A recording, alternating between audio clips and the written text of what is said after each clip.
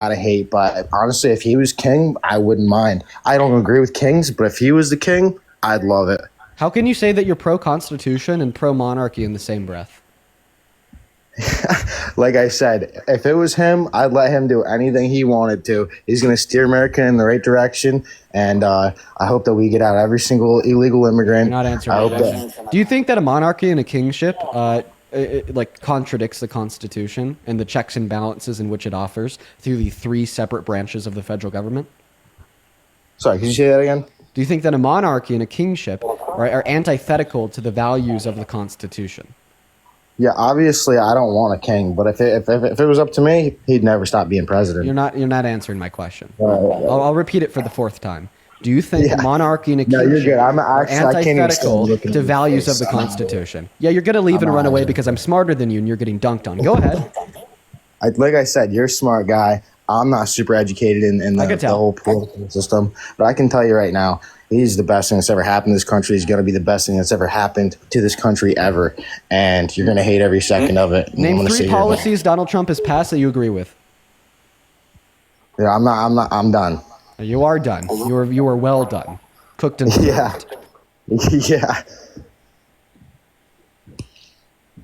So just to kind of catch you up to where we're at, well, I guess I'm not going to catch him up to where we're at because he just left. Yeah, that's about how long you're going to last with me when you're just a severe, strict, extreme MAGA cultist, okay? You'll maybe like last 35 seconds before you just want to up and run away like that guy. Let's go ahead and move on to the next guest, guys. Only hop in that queue if you happen to be an American adult that supports Trump as president. We'll happily have you up here. We'll have a conversation. I think we're going to try to fill up the panel and do like 1v5 again at some point today, like we did for the last couple days. That's been pretty fun. Welcome in. Are you MAGA? Yes, I am. All right, man. Do you mind if I just ask you how old you are? If you don't want to answer, it doesn't matter. It doesn't matter how old I am. No, you're right. It doesn't matter. It's just my own personal curiosity. Right. Okay. All right. Okay. So ask me a question. I just want to know before you go on, what has Trump done to hurt your life so far? What has Trump done to hurt my life? Well, I mean, there's a lot of people in my life that are reliant on food. No, your life, not a lot of people. Your life. Well, yeah, I'm giving you a way that he's hurt my life. Okay, I'll tell you. Right. So, like, one way that he's hurt my life, for instance, is there's a lot of people in my family on food stamps and Medicaid, and seeing them have their premiums go up or now being kicked off of food stamps because of the shutdown has caused them a lot of harm and pain, and in turn caused me a lot of harm and pain because I love and care about them so much. Okay, so you're saying that the premium's gone up and they haven't yet because everybody's in enrollment, so that's a BS. That's BS. Food stamps, well, you know what? There's a lot of local churches and Salvation Army and Catholic churches in the area. If you're affected so bad, you can go to these places and you can get food. So before you guys go and loot and steal and burn down Walmarts, think of that first. I'm sorry. Well, we're not the violent rioters that smeared shit on the walls of the Capitol. You burning down cities and destroying dealerships. I mean, I kind of question that. Oh, so you're talking about like rioters on the left. Were they ever pardoned and called patriots by a Democratic president the same way Donald Trump pardoned and called the 72 people that tried to kill cops on the steps of our Capitol? No, but patriots? Joe Biden doing a blanket pardon on him and his whole family and friends kind of evens that out, doesn't it? No, I wouldn't say so at all. I mean, if somebody was threatening to attack you and your family, would you keep your front door locked at night? Obviously. So when we have Trump, like threatening to attack Biden and his family, saying that he's going to prosecute them and throw them in jail, all right, obviously the smart thing to do would be to give a blanket pardon to Biden. Well, the difference was just like they did to him. See, one is baseless in a political attack. The other is with base and holding a criminal accountable. You're talking over me. Let me speak. Thank you. When he came down that elevator, you guys went on your attack immediately, right away, and you haven't stopped since. Oh, I'm sorry. That we want to hold criminals accountable. My bad. He wasn't a criminal. He's not a criminal. Do you trust Fox News? No, I don't trust any news outlet. Well, of course you. I'm going on what he's done for this country. Of course you wouldn't. Of course you wouldn't trust Fox News. CNN? That's like me asking you, do you trust CNN and MSNBC? Well, I mean, I try to stay away from legacy media, but I feel like there's a big difference between an intellectual 21-year-old and a brain-rotted 54-year-old bag of cultists. I thought that you'd like look to Fox News. Just like Trump. I'm sorry, that was a little bit personal. Okay, are you going to name? Are you going to name? I guess we're only 26 minutes into this. Yeah, we'll hold off the name calling. We'll hold off the name calling names because you have no facts. I get it. You have no proof. Okay. I mean, I get it. All right, You're an immature little 24-year-old that lives in mommy's basement. No, I have my own. Mommy's snap card has been shut off, and now you're trying to make extra money. I get it. Okay. All right. Well, it looks like you fired right back with some personal insults yourself. So if that makes me immature, I guess it makes you immature. You got to fight evil with evil. Okay. Well, if I'm evil, then what does that make Trump? I'm not a sexual predator. He is. I'm not an adjudicated rapist. He is. I'm not the one that has gone on Howard Stern's radio show and boasted about sexually exploiting naked children and naked women. He is. So if I'm evil, what does that make him? Well, okay, you know why they haven't released the Epstein file yet? Because it's a Democratic judge appointed by Bill Clinton who hasn't released these files yet. Gee, I wonder who's on those files. Well, if it only had to do with judges, judge will not release it. Listen, who's on these files? I don't think that it has much to do with the judge. So earlier this morning, No, it does. It does. Has Can you let me finish speaking?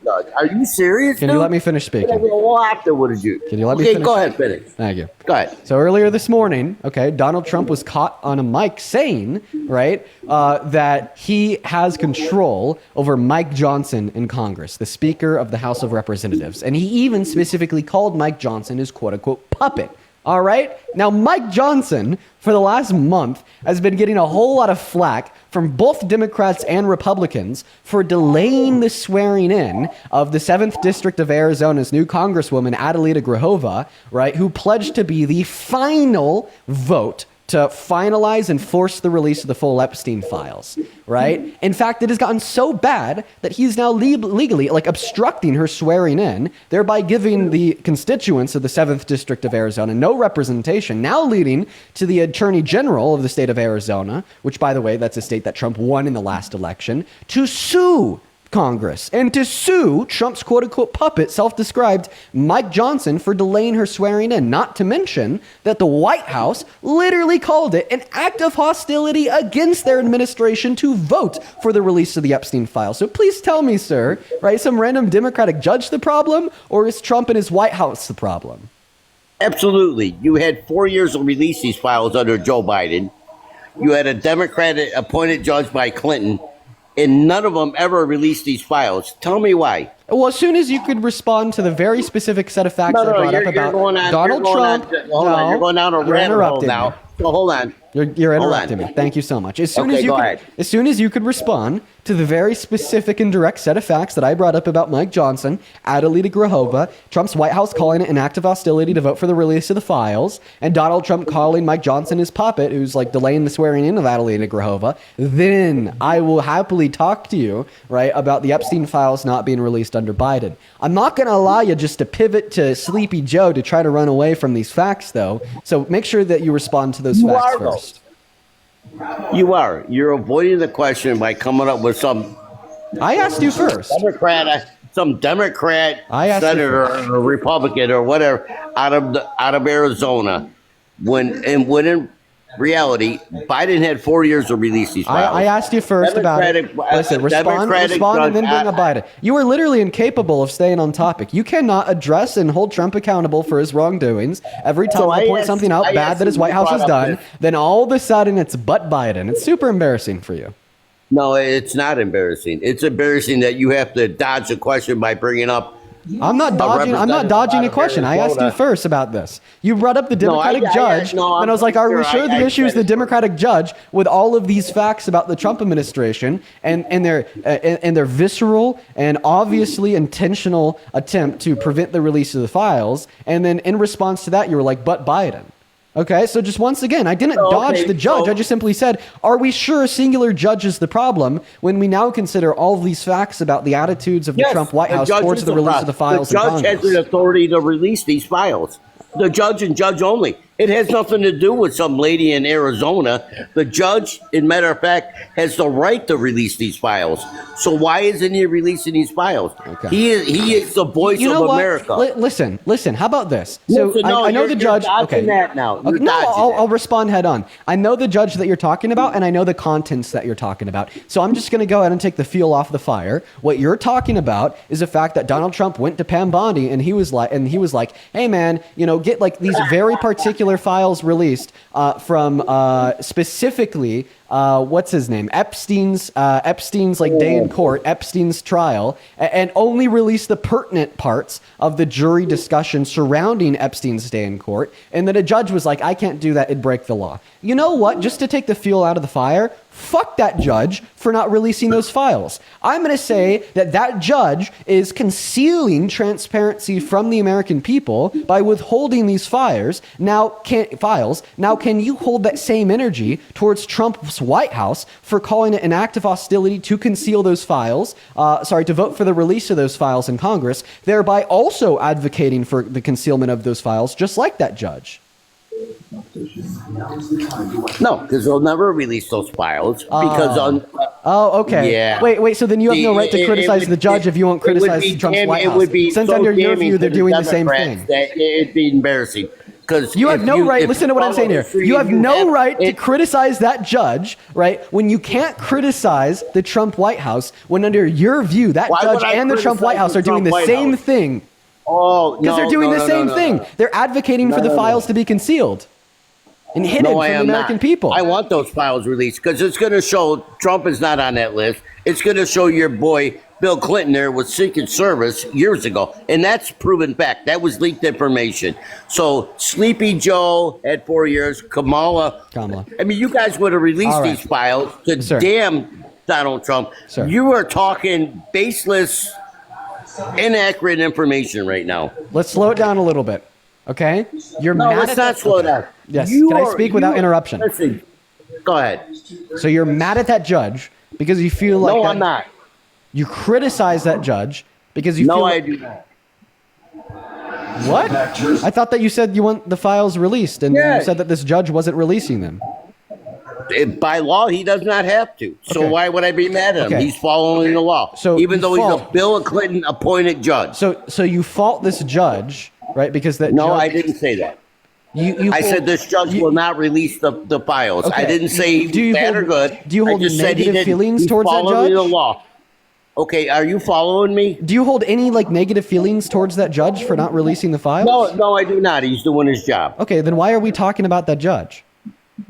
Okay, because he's the one and only that can release those files right now. That's not true. So who can release them? The House of Representatives can force their release with a majority vote. Okay, so who holds the House majority? Republicans. The Republicans. So they're going to go over their boundary and say, okay, we're going to release these files, even though Biden and the judicial system has 4 years or whatever to release these files. Okay, you're back to the Biden. Okay, so right now, every single Democrat in Congress has pledged to vote for the release of the Epstein files, and 4 Republicans in Congress have pledged to vote for the release of the Epstein files. They are 1 vote off of a majority. Okay, to fix this, Arizona held a special election to get a new representative in their 7th district. The lady who won that special election, her name is Adelita Grahova, and she ran on the pledge that if she won that special election, she would be the last vote to make it so the House of Representatives had a majority so they could force the release of the files. Okay, when she won that election, the Senate, it would have to go to the Senate then. The Senate has also agreed. They already have a majority there. We're just specifically looking at the House of Representatives because they already have a majority in the Senate. Is the final word, not the House of Representatives. But we already have a majority in the Senate. No, you're lying again. No, I'm not. You're lying. No, it just takes. It doesn't matter about the House now that we've got a majority in the Senate, the last thing that we need it's up to the Senate to release these files. Sir, now that we have gotten a majority in the Senate, we only need a majority in the House of Representatives now. Are you following? So, listen, guy. No, you're not following. That's not on the list. He's not on the list. Oh, my God. If he would have been on the list, you guys would have released that years ago. Okay, listen to me, sir. Tell me if you're understanding the words that are coming out of my mouth. I understand. A majority of people in the Senate have pledged to vote for the release of the files. Almost a majority of the people in the House of the Representatives have pledged to vote for the release of the files, and they are one vote short. Are you following me so far? I follow all that. But to fix this issue, the Senate to fix this issue, because the last thing we need to get to force the release of the files is one more vote in the House of Representatives, right? Arizona elected a new congresswoman. Okay? I understand that, guy. Now, the Speaker of the House, how does that not matter if that's the only thing we need to force the release of the Senate files? is the last say. I already told you, we already have a majority in the Senate. That's not the issue. We do. Yes. If there was a majority in the Senate, it would come out. No, because it has to pass the House, too. It has to pass the House, then go to the Senate. I get that. Right. So one of the chambers already has a majority pledged to vote for their release. The House of Representatives doesn't. Who's the one of the chambers? The Democrats? The Senate. No, the Senate. Oh, my God. You said one. You said one of the... One of the two chambers of Congress, okay? Yeah. The two chambers are the Senate and the House of Representatives. Yes. Okay, the Senate's good. They're like, yes, thumbs up. If it comes to us, we'll vote for the release. Okay, the House of Representatives is the issue. They're one vote off of like having a majority to force their release to go to the Senate. Majority in the Senate right now? Okay, Republicans, right? Yes. If you're not going to engage with what I'm saying here, I'm going to kick you. Oh, if I don't agree with you, you're going to kick me out. No, you don't even need to agree with me. You just need to engage with what I'm saying. I'm engaging. The majority of the Senate is Republican. Yeah. Let me go ahead. Let me go ahead and thank a couple people here. Brooke, thank you so much for the $50 donation over on Venmo. I appreciate you for the love, Brooke. Brooke with the $50 says, "Love you, Dean." I love you too. Thank you so much for the kindness. Can you say W, Brooke? Can you say W, Brooke? For the $50?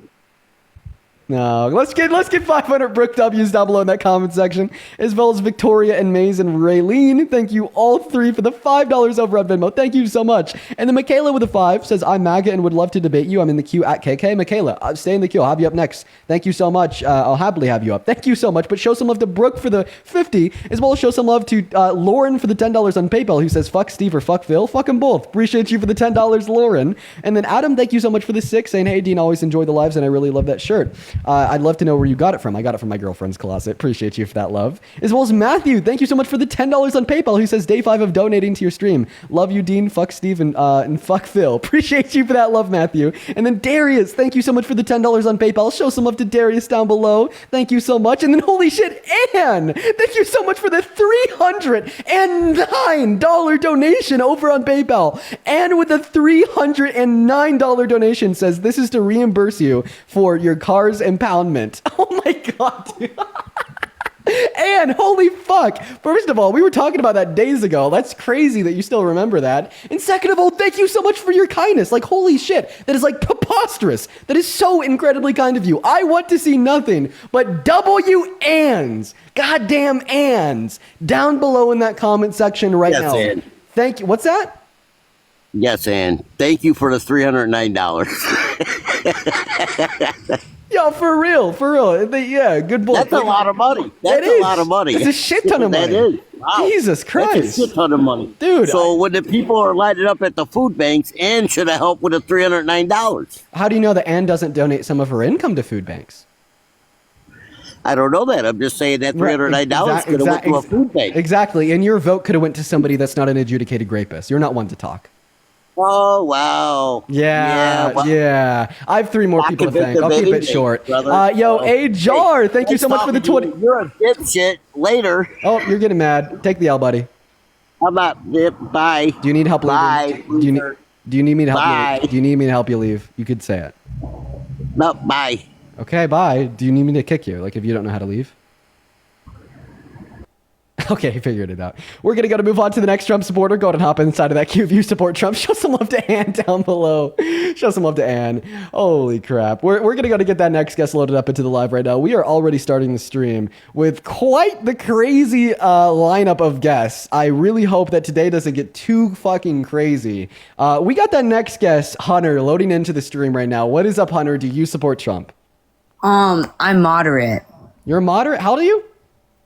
I'm 13. Wow, Hunter. Well, listen, dude, if my one recommendation to you would be don't even worry about politics, man. You're 13. Just enjoy your life, hang out with friends, do your homework, play some video games. If I were you at 13, I wouldn't even be thinking about politics yet. You are so young. You have a lot of life in front of you. Just like hold off even thinking about politics for like another couple years. Oh, moving on to KK. Yes, thank you guys so much for reminding me in the chat. What's up? Do you support Trump? No, but please, before you kick me, give me a second. I'm so sorry, Kendra. We are just looking for MAGA, and I do have to kick you. I'm really sorry. I'm really, really, really sorry. Let's try to find Michaela right now in that chat for the 12.3 thousand people hanging out with us. If you support Trump, go ahead and hop in that queue for me, and make sure that we're double tapping on that phone screen too. I'm looking for Michaela. I'm looking for KK down below in that chat. I'm not seeing them. I'll look for another like 10 seconds here. If you are Michaela, right, you should actually let me know what your profile picture looks like, just so I like more specifically know what I'm looking for. Yeah. I'm not seeing any Michaela in the queue. I just looked through it twice. Michaela, let me know what your profile picture looks like. What's up? Do you support Trump? Hello? John, you got 5 seconds here. Banned! Moving on to the next guest. We got Ethan loading up in the box. Here we go, folks. Oh, my lordy lord. Thank you so much for the $10 on Super Chat. Sophie saying, I think that you're the only person in the world that's able to keep my attention for more than 10 minutes. I hope you're having a good day. Make sure to take care of yourself and love you, Dean. Love you too, Sophie, and that's awesome. I'm happy that the streams could keep your attention. There's some meaningful knowledge and some truth nukes being dropped, so it's worth it. As well as a jar. Thank you so much for the $20 on Super Chat. Let's get 200 jar W's. Hey, Dean, which NBA player went at you? Can you share that? Yeah, I forget his name. I'll have to look back at the video that I saw, or there's videos posted about it. There's like tweets that are blown up about it. I forget his name, but because I don't watch the NBA, but there's a bunch of people on the internet that are familiar with his name. I'd have to look back at one of those videos. It was like Jeff something. But seriously, Ajar, thank you for the $20 on YouTube Super Chat. He says, you have the patience of a saint. Thank you for actually giving me hope for the future. I actually love your generation. You guys aren't having the bullshit, and I love it. You know, I gotta say, man, I think that, my generation is gonna turn out all right. I just saw a pretty recent poll that for young Americans, if like the 2028 election were held today and it was JD Vance versus Newsom, 80% would vote Newsom, 20% would vote JD Vance. Maybe there's not as strong as of a red wave within the American youth as people on the right would like to think, right? What's going on, Cheech? Do you support Trump? Cheech isn't here. Unknown. Do you support Trump? Yes. And how old are you? 19. What year were you born in? 6/30, 2000. Okay. All right. Well, goodbye, because you cannot be 19, born in 2000. We're going to go to get that next guest up in here, guys. Just follow the goddamn rules if you want to join. Thank you so much for the motorcycle, May. That is very kind of you. Follow the rules if you join, guys. They are simple. They are very, very simple. I swear to God. What is up? Do you support Trump? Yeah. Okay. Yo, I would slap the shit out of you. You are breaking the rules, buddy. You were like 12, okay? Before you slap the shit out of me, finish your times tables, okay? All right, there you go. What's up? Do you support Trump, Dave? Yes, to an extent, I kind of did. Oh, are you American? No, I'm not American. No, I'm British. All right, man. Well, I mean, I guess I didn't repeat that rule, but you do got to be American if you're in that queue. I might put the rules up on screen here shortly, but just make sure that you're American, 18 plus MAGA, and ready and willing to debate if you find yourself in the guest request. What's up? Do you support Trump? Yeah. And how old are you? 18. What year were you born in? 2007. Okay. All right. Let me thank 4 people, then I'll pass you the mic here. First and foremost, Elizabeth, thank you so much for the $5 on PayPal. I just read your message there. I'm happy that you like the streams. Thank you for the $5. As well as Maya, thank you for the $15 over at PayPal, who says, just came to say nice shirt. Also, fuck Steve. Thank you, Maya. Show some love to Maya. And then Darius with another $10 who says, thank you for making doing dishes tolerable. Yes. Put me on the AirPods or whatever the hell, and your chores will fly by. Thank you for the love, Darius. And then Brittany, Lori, and Andreas, appreciate all 3 of you for the $5 over on Venmo. Very much so appreciated. And then Michaela, still looking for you. Let me know what your profile picture looks like, as well as Wilson with the $5 over on Super Chat. Agree more. I really appreciate everyone so much for the love. Show some love to our donors. Gabe, go ahead and take it away. Tell us why you support Trump. So you can let me know if this isn't allowed, because this is my view right now where I'm at. I voted for Trump last election, but where I'm at right now is that I still would say I support Trump because there are some policies that I do like, but like you have said, I think he makes a lot of questionable choices and a lot of questionable decisions that I'm personally not liking. But I cannot find myself liking the Democratic Party right now because I don't feel like they have a strong enough candidate. Like, for example, the way that you are about it, you're young, you are going about it, you are trying to reach people in ways that are more modern, I would say. And like having someone who's young and passionate, I think brings people more in, and that's why I'm where I'm at. But I'm not saying young and passionate. Here's where I'm at, okay?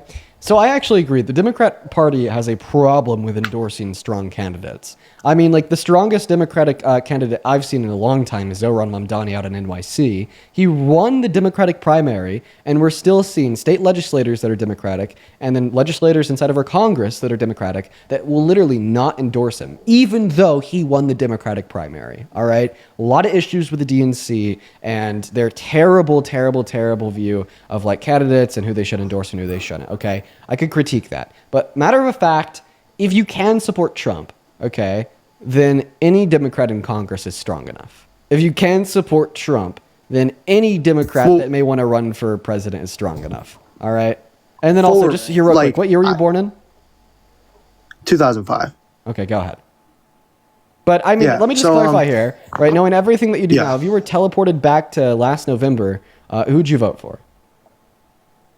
Who did I vote for, or who would I? Knowing everything that you do now, if you were teleported back to last November, who'd you vote for? I can't answer either one confidently right now, truthfully, and that's where I'm at. I'm very on the fence.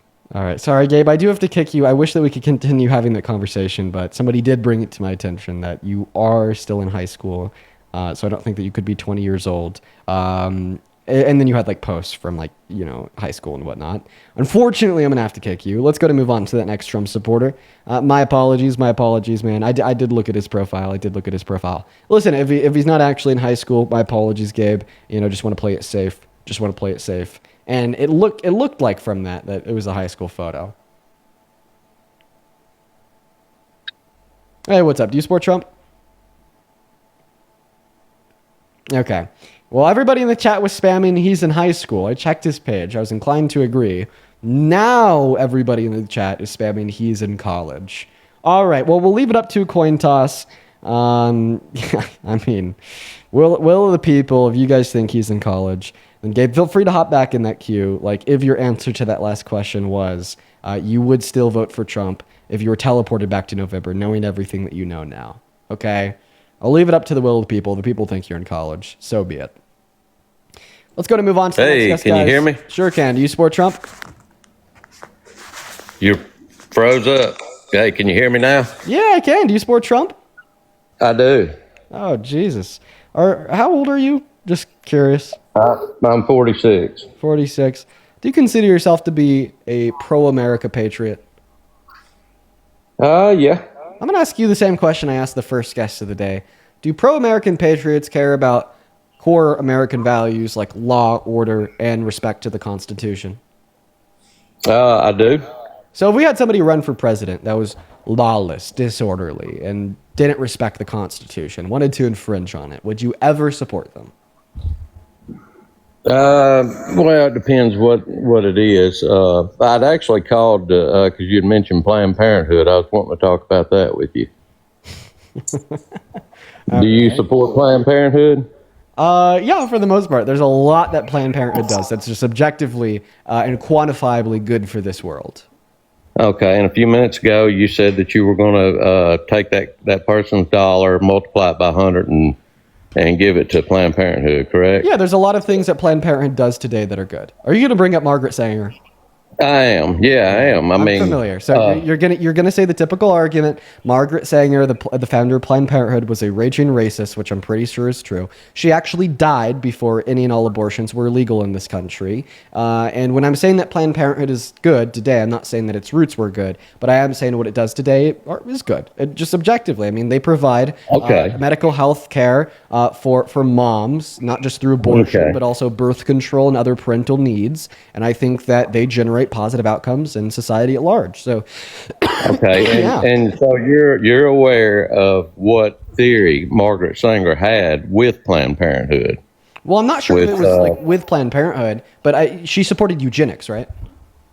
Yes, and population control of the African American community. Yeah, she did support that. Super bad person. Okay, I don't support what Planned Parenthood does today because I support Margaret Sanger. I support Planned Parenthood today because of the positive outcomes that they generate for women and girls in this country. In fact, I would argue, right, that Planned Parenthood disproportionately helps black women compared to white women in this country because of the socioeconomic status and the differences between the average socioeconomic status of the average black American compared to that of the average white American, onset by slavery, its aftermath, and systemic racism. Right, there are more black women under particular financial stresses to a higher degree than white women because of those factors, and that is a main motivating reason insofar as why women get abortions. And there's a disproportionate amount of women that are get abortions that are black women for that reason. So if we were to just criminalize access to abortion and say Planned Parenthood can operate in any state, we'd be disproportionately disenfranchising and harming black women. Okay, and that's where we probably disagree at. So you would agree that Margaret Sanger, her original idea with Planned Parenthood and the movement toward birth control was to keep the African American population from growing, which is towards birth control. I think that you're right. Towards abortion, I don't think that you're right because abortion wasn't legal until she was dead. Okay, so her intended consequence was to prevent the population from growing, and it's worked perfectly. What her intended consequence was for Planned Parenthood by putting the centers in the ghetto, specifically in the ghetto. Okay, I don't think it's proper to call places the ghetto or to associate black people with the ghetto. I think that's a racist. I think that's an incredibly racist stereotype. But continue. Oh. Okay, I disagree with that, but anyway, so like if you look at in Mississippi, for instance, 78% of the abortions that are performed in Mississippi are on black women. So 34% of all abortions in this country are for black women. 34 nationwide. Yeah, and I'm just going on the state right now. So Mississippi is 78% is performed on black women. Georgia, it's upwards 65% are performed on black women. Okay, so if you look over the last 30, 40 years, the African American population has just barely grown. I mean, it's gone from, 12% to roughly 14% in 40 years. So whether you agree with Planned Parenthood being a racist organization or not, the same intended consequence that Margaret Sanger fought for has happened. Yeah, I think that you're virtue signaling. I don't think that you care. I could prove it. You can prove it. Yeah, the reason why a disproportionate amount of black women access and get abortions compared to white women is the reason that I already told you.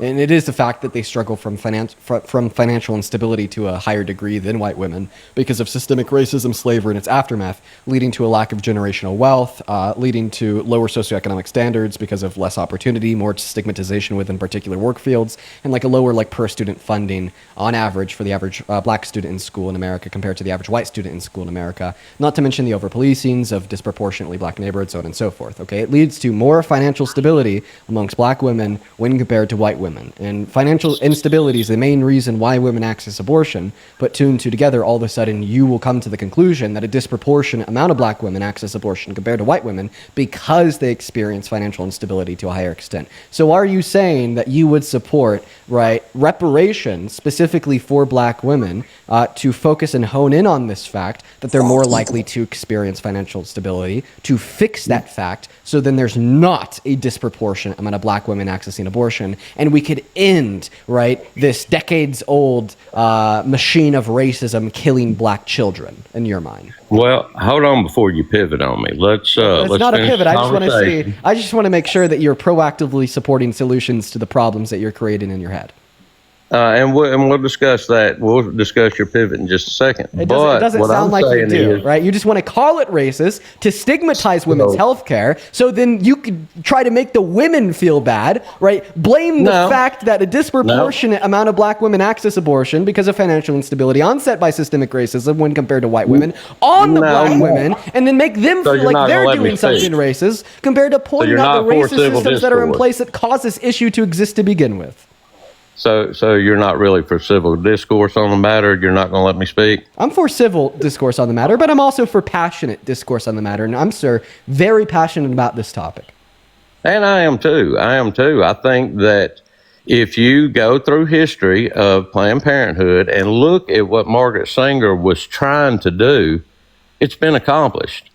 And another you've thing already that said that, and I've did- already responded to that. You are not willing to further the conversation. Okay. Because if we do, then So you're you do completely wrong. support Planned Parenthood. You support Margaret Sanger's theory, correct? I don't support eugenics, but I do support Planned Parenthood because I support women's access. Okay, to but healthcare. it's the same intended consequence that she planned so many years ago. It's exactly what she wanted has come true. Okay, so Margaret Sanger wanted women to access abortion, and she thought that she wanted women to access abortion because it'd help her in furthering her racist agenda.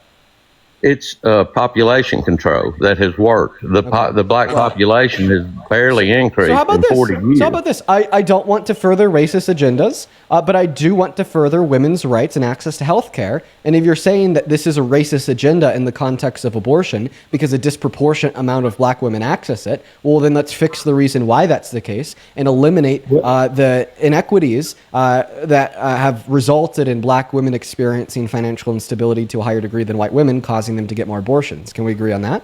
Well, and the reason that the women are accessing more by choice is the exact reason that Margaret Sanger You're formulated. not responding to what I'm saying, sir. This is supposed to be a conversation. Can you please respond to what I just said? You're not listening to the words that are coming out of my mouth. You're being dense and you are ignoring them because they're not conforming to your agenda of trying to blame women for accessing healthcare and calling them racist in the process, even when they're black, okay? Right? I'm going to need you to work with me here. I'm going to need you at the bare minimum to respond to what I'm saying. I will happily repeat it, but sir, I just need you to tell me that if I do repeat it, you'll actually listen and actually respond. Can I get that confidence from you?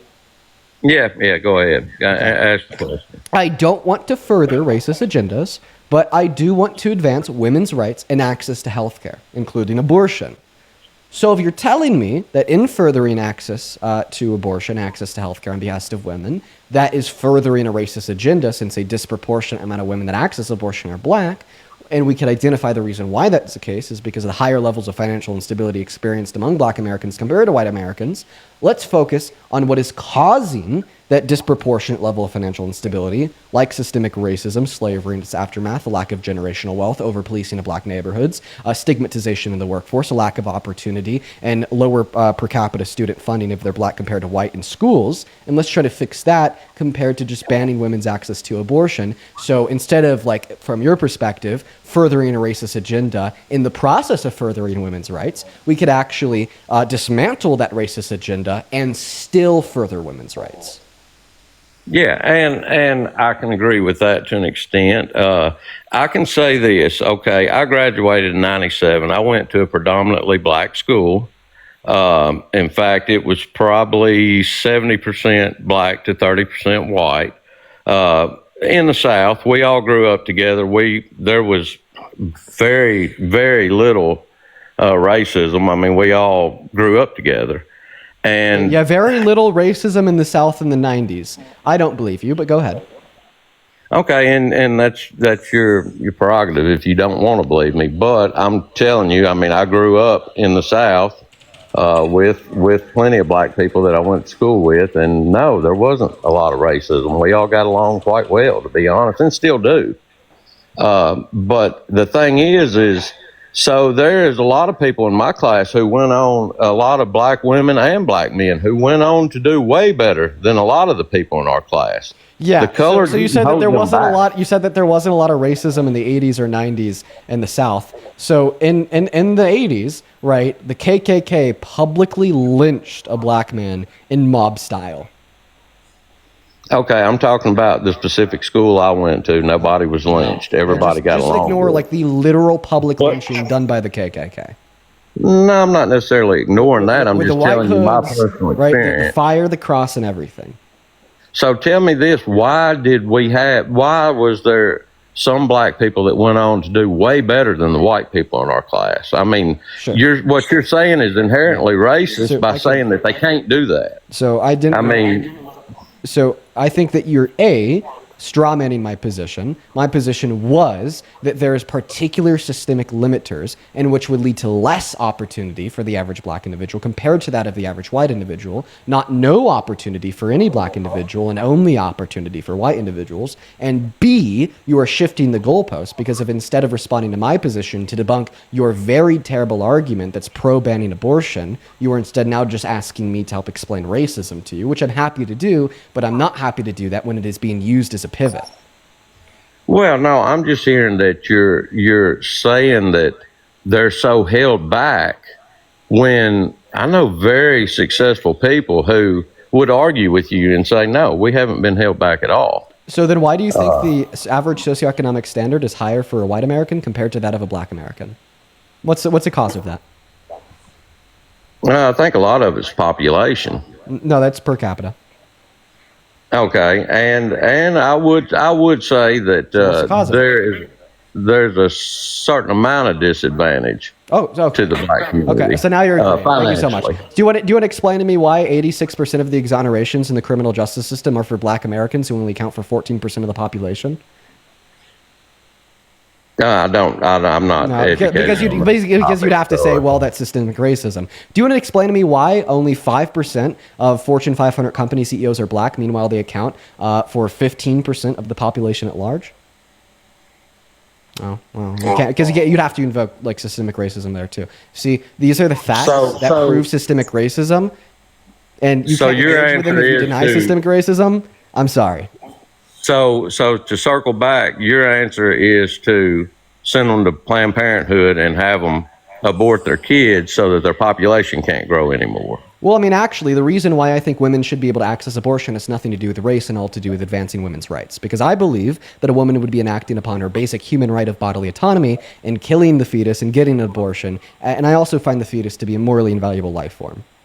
Right? Actually, I would argue here, right, that you advocating for a ban on abortion is racist, because in doing so, you are disproportionately negatively affecting black women. So you do agree that the black population should stay stagnant, sort of like what Margaret Sanger planned when she started Planned Parenthood? Okay, I'll repeat it for the last time. I think that women should be able to access health care. So, but you're okay with the population staying stagnant in the black community? Yes or no? I mean, if that's the outcome of if that's the outcome of women accessing healthcare, then I would say like I'm still okay with women accessing healthcare. Maybe what we can do is address the reason why there's a disproportionate amount of black women accessing abortion and try to fix that instead. So you're for population control, which is a Nazi philosophy. I'm not a Nazi because I think women should be able to access healthcare. You're never going to be able to convince me that I'm a Nazi because I think that women have bodily autonomy. You're never going to be able to convince me that I'm a Nazi because I think that women should have a right to make decisions over their own body with their medical health professionals instead of having racist white men like Donald Trump run our country that have been calling all black people lazy since the 90s being able to make that decision and this for isn't them. about You're not going to be able to convince me that I'm a Nazi because I think it is wrong that every single day in America there are 60 pregnant rape victims per day denied access to abortion in 10 of our states. You're not going to be able to convince me that I'm a Nazi because women like Adriana Smith, okay, had their bodies used as literal incubators, right, for these fetuses to then have them carved out of their dead bodies while they're still connected to life support. You're not going to be able to convince me that I'm a Nazi because I hold these benevolent, true values close to my heart. All right. And honestly, dude, if anything, once again, the only person with racist ideals and beliefs here is you. Why? Because in advocating for a ban on abortion, you are disproportionately negatively disenfranchising black women. The main cause of poverty within women in this country today is motherhood. And when we look at areas with pro-life legislation compared to areas with pro-choice legislation, they have lower levels of income, they have lower qualities of life, they have higher levels of poverty, higher levels of crime, and lower levels of employment. Okay? And all of these outcomes and more will be disproportionately experienced by black women in banning abortion, since they account for a disproportionate amount of the women that are getting it while it maintains its legality. Okay? And then for the very last time here, you are thinking about this topic so one-dimensionally, it's making my head spin. You are saying disproportionate amount of women that access abortion are black, therefore disproportionate amount of fetuses that are aborted are black, therefore population control of black Americans. All right? If you are hell-bent, right, on solving this issue that you see, well, what I want you to do is focus on what is causing it. What is causing a disproportionate amount of women that are accessing abortion to be black is the higher levels of financial instability that we've already went over inside of, for the average black American compared to the average white American. Fix that issue, and then we'll no longer see a disproportionate amount of women that are accessing abortion to be black. So what I want you to do moving forward is to say, what's causing this and how can we fix it? But of course, you will never do that a day in your life, because in all reality, you don't care, and you're just trying to play the virtue signal card to try to find a way to advance your ironically racist and misogynistic agenda of banning abortion. So this was not a debate. It's just let's hear Dean speak, I guess, because you're not letting your guest speak. Yeah, if you can't handle the nuance, you're not in the right live. I'm not going to do the 5 words on paper with Gran. Okay, well, and to go back in history, but since you say you're not a Nazi and you don't support Nazi... Yes, run away to history. Don't respond to Dean's argument. Awesome. Okay, well, you're not responding to what I said. I've responded to every single thing that you've said. So in the Nuremberg trials, when they brought the Nazi eugenists up on trial in the United States, what defense did they use to avoid the death penalty? They used the Margaret Sanger defense, the founder of Planned Parenthood, who openly supported eugenics and controlling the black population, which is still happening today, Dean. If you support that, you're supporting exactly what they said. Dude, you're just going back to saying the one fucking sentence because it's all that you know. So, I mean, I would actually, I gotta say, I would legitimately hate to be you right now. I would legitimately, I'd legitimately hate to be you right now because you're just getting fucking cooked. Okay, let me see if I can make this super. Not really. I'm not the one that's supporting population control. Let me make like a Nazi. Let me make this so fucking clear to you, you delusional old man. I'm not for population control. I'm for the advancement of Apparently you are, because the population hasn't grown any in 40 years. Can you not get that through your fucking skull, dude? Can you not get it through your fucking skull that if you want to reduce the amount of black women that are accessing abortion, you're reducing them. You're reducing the whole population, and make it proportionate to the amount of white women that access abortion, then focus on why those black women are making that conscious willed decision, which is the high level of financial instability experienced amongst they're told that it's health care by people like you. They're told it's health care by people like you. Exactly what Margaret Sanger intended is to sell it as health care. So that doesn't explain why more black women access abortion disproportionately compared to white women, because I'm not just telling black women that abortion is health care. I'm telling everybody that. Well, and possibly because by design, all the Planned Parenthoods was put in the black neighborhoods. Oh, okay. Easy access. All right. Sell it as health care. It's women's rights. Although, if you look at the consequences of what happened, yeah. So, how many times are you going to repeat this? Like, this is your 5th time repeating this, dude. 5th time, 5th fucking time. Insane. So okay, how about we try a fill in the blank game to try to get through your fucking skull here? Well, right? Most women. Let's try to fill in the blank game. Most women that access abortion do so for this reason. Okay, and if you support no, answer. You can't even answer my question. Most women that access abortion do so for what reason? I guess I'm assuming financial. Would we reduce the amount of women that are accessing abortion if we were to reduce financial instability in young women and girls? Yes, and I'll tell you one way you can do that. By letting are their you saying? population grow to where they have an equal chance. Are you saying that we could reduce the amount of black women that are accessing abortion, not by infringing on their human rights and taking that right away, but rather by focusing on proactive solutions to reduce the financial insecurity that we see to disproportionately higher levels within black Americans compared to white Americans because of racism, slavery, and its aftermath? Yes or no? I don't necessarily believe it's from that. Oh, but you just said it was from that. You just said that we could reduce the amount of women that are accessing abortion, right? If we were to focus on fixing, right, the issue of financial instability in women and girls, right? You agreed to that already. So obviously the logical implication there would be, well, right, maybe the reason why there's a disproportionate amount of black women that are accessing abortion compared to white women is because they experience higher levels of financial instability for the reasons that I've already gone over. So if you want to fix that disproportionate statistic, instead of infringing on their human rights by banning their access to abortion, let's actually help them and focus on systems to eliminate the racist difference between the average socioeconomic standard of black Americans compared to white Americans. Or we could help their population grow to where their population is equal to the white population. What's wrong with that?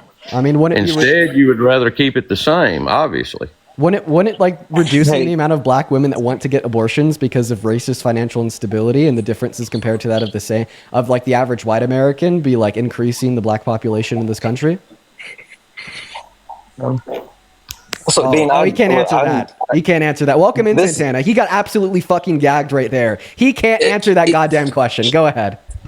Also, he's been gaslighting me this entire time. Literally since the 2000, the black population has grown, right? The actual black population has grown, going from, let me make sure I have this number right, it has grown by 31%. There's an additional 45.4 million black people. The multiple categories within the country have grown, including multiracial people. The category that has not, the category that has not grown is non-Hispanic white people. It's down from 63.8% to 59.3%. So when you talk about the abortion in the black community, yes, abortion is higher in the black community relative to the points that Dean actually already mentioned. But when you talk about the growth of the black community, you can just leave your racist talking point at home because you're wrong. Like literally the black community is growing. And one reason why the abortion is so high is because black women specifically are the most educated group in the country. And so when they have to make a decision as far as whether they want to go about, progressing their life and their career and those types of things versus just, having a baby, if it's unintentional, they opt to actually take care of themselves and do the things. That's why they have such a higher rate of actually being pregnant and having kids at an older age. So again, your point is absolutely wrong. If they're the most educated women in the United States, Dean's saying that they're not. I mean, he's saying that they're held back because of systemic racism. But yet you're saying they're the most educated women in the United States. So which is it? Are they being held back, or are they the smartest people in the country?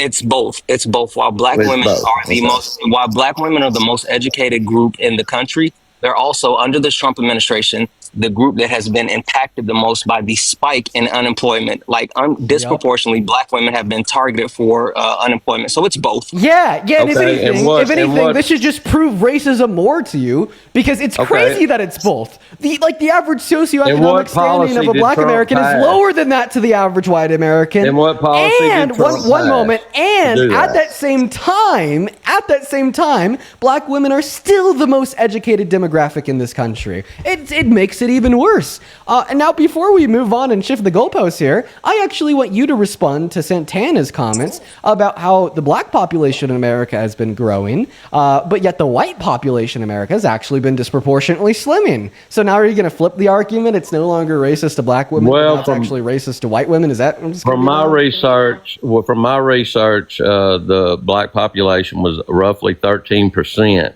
25 years ago. It's 14% now. So you're talking about it's come up 1% in 25 years. And how many percentage? Yes, it's gone up percentage-wise, and the white population has gone down percentage-wise. Okay, and so is now like access to abortion racist to white women since it's population control of like white individuals in America? well, I think anytime you're killing your offspring, it's a form of population control. No, answer my question. As well because like obviously, that's the same thing that Hitler believed So too. I just want to clarify. Like, do you now think that abortion is racist to white women and white people because it is limiting the amount of like white individuals in this country? I think that the founder intended on population control, and that's exactly what it's accomplished. Like, you're not answering the question here, though, because this was the crux of your argument as it related to black individuals in the country. So now I'm just curious. Now that we've learned empirically speaking, the opposite is true. The white population has grown. Meanwhile, the black population has grown percentage-wise, and the white population has shrunken percentage-wise. Right? Is the real issue with access to abortion? Right? Not with black individuals, with white individuals. I'd like to see you can check in Pew, and one other thing, one other feather to put in your cap. Since the overturning of Roe, the actual abortion rate for white women has spiked. Yeah. And it coincides with the for the first time in forever in the United States, white women are getting college degrees at the same rate as white men. And so they're no longer taking the position of being like, homemakers and things like that. They're actually getting out into the workforce, educating themselves. So you coincide the fact that Roe has been overturned and white women specifically are getting educated at the same level. And you see that actual spike while, again, the white population continues to decrease, but the black population continues to grow. So you're agreeing that Roe being overturned was good for the population. And just one other thing here. One other thing I'd also like to point out is that when I was asking you my question, would you now say it's like racist towards like white individuals because the white population is shrunken by what? By what number? Give me some examples. Yeah. How much is the white? Yeah, in the last 25 years, how much is Santana, in the last, you got it. Go ahead. In the last 15 years, it dropped from 63.8% to 59.3%. Thank you so much. Now can I finish my point? And that could be possibly because the population has changed in the last 25 I'd like to finish my point now. Thank you so much. I'm going to go ahead and finish my point. All right? So like now that you're seemingly arguing that abortion is racist to white people, right? Because there's as the white population has shrunk over the course of like the last 20 or so years. Earlier, you were calling me a Nazi because I think that women should have access to abortion. Who's a Nazi now? You think that you're trying to put words in my mouth. Who's a Nazi now? I mean, now are you going to say that you want to infringe on the human rights of like white women and ban them from accessing abortion so we could have more white babies? That's pretty Nazi, man. That's pretty Hitler, dude. Yeah, so you're going to keep muting me. Okay. Well, no, I was making the point that exactly what founder of the Planned Parenthood intended on happening, happened. And I would encourage all of your viewers to look up Margaret Sanger on TikTok and research her theories, and see if that's not exactly what's going on today. Anybody with a half a brain will research her and figure out what Planned Parenthood is about. How long was Margaret Sanger dead before they actually started to do the first abortions? That's irrelevant. No. The consequence is the same. Answer the question. How long was she dead before people started to have normal access to abortions? I'm not positive about that, but I am positive that it was a massive gap. Okay. The intended consequence by Margaret Sanger has. Sorry, I muted you because I don't really care about you repeating yourself for the 25th time. So I just want to clarify here. I think that it's a human rights violation to infringe on a woman's access to abortion. So are you saying that we should disproportionately infringe on the human rights of black women to stop racism? So you're saying that it's a human right to kill your offspring? Yeah, I think that it's a human right to access abortion. Well, I mean, I could give an argument for that. I think that it's a human rights violation to infringe on somebody's bodily autonomy without any good reason. A good example of infringing on somebody's bodily autonomy without good reason would be like kidnapping. Okay, like obviously you're infringing on their human rights. And I'd say in the context of like limiting a woman's access to abortion, you're obviously infringing on like her bodily autonomy. That's just autonomy over what she can and can't do with her body. So then the question would be, do you have good reason to make that infringement? And obviously, because I don't think that there's any identifiable characteristics of a fetus that make that fetus morally valuable, there thereby be no good reason, right, to like limit a woman's autonomy over her own body and stopping her access to abortion. Thereby, we would conclude here that it is a human rights violation. So then, once again, the question is: are you saying in order to like end racism in America, we need to disproportionately infringe on the human rights of black people? I'm saying that we should not infringe on the human rights of unborn babies. So I don't think they're humans too. I don't think that fetus has the human right to life. Why do you think that? Because it's got its own DNA. That's not the mother's DNA. That is a separate human. Why does age determine whether it's human or not? No, not at all. It's a human. So any human that's biologically alive has the human right to life? Yes, to an extent. Okay, so brain dead patients, they're biologically alive, they're human. According to you, they now have the right to life. So then when a doctor pulls them off of life support, they're committing murder? Okay, if the doctor determines that they're brain dead and there's no potential for any brain activity. But that's the difference. A fetus has potential for brain activity. But even though a brain dead patient doesn't have potential for future brain activity, they're still human and alive, meaning under your view, they still have the right to life. No, under medical, under the medical. Sorry. I'm second. Hold on 1 second, really quick, Dean. Now that he's moved off the racist talking point, I'll drop and you can continue the dog walking because like he's cooked. He's cooked, bud. I appreciate not at all. I appreciate you for coming up with the facts. I stated the facts, man.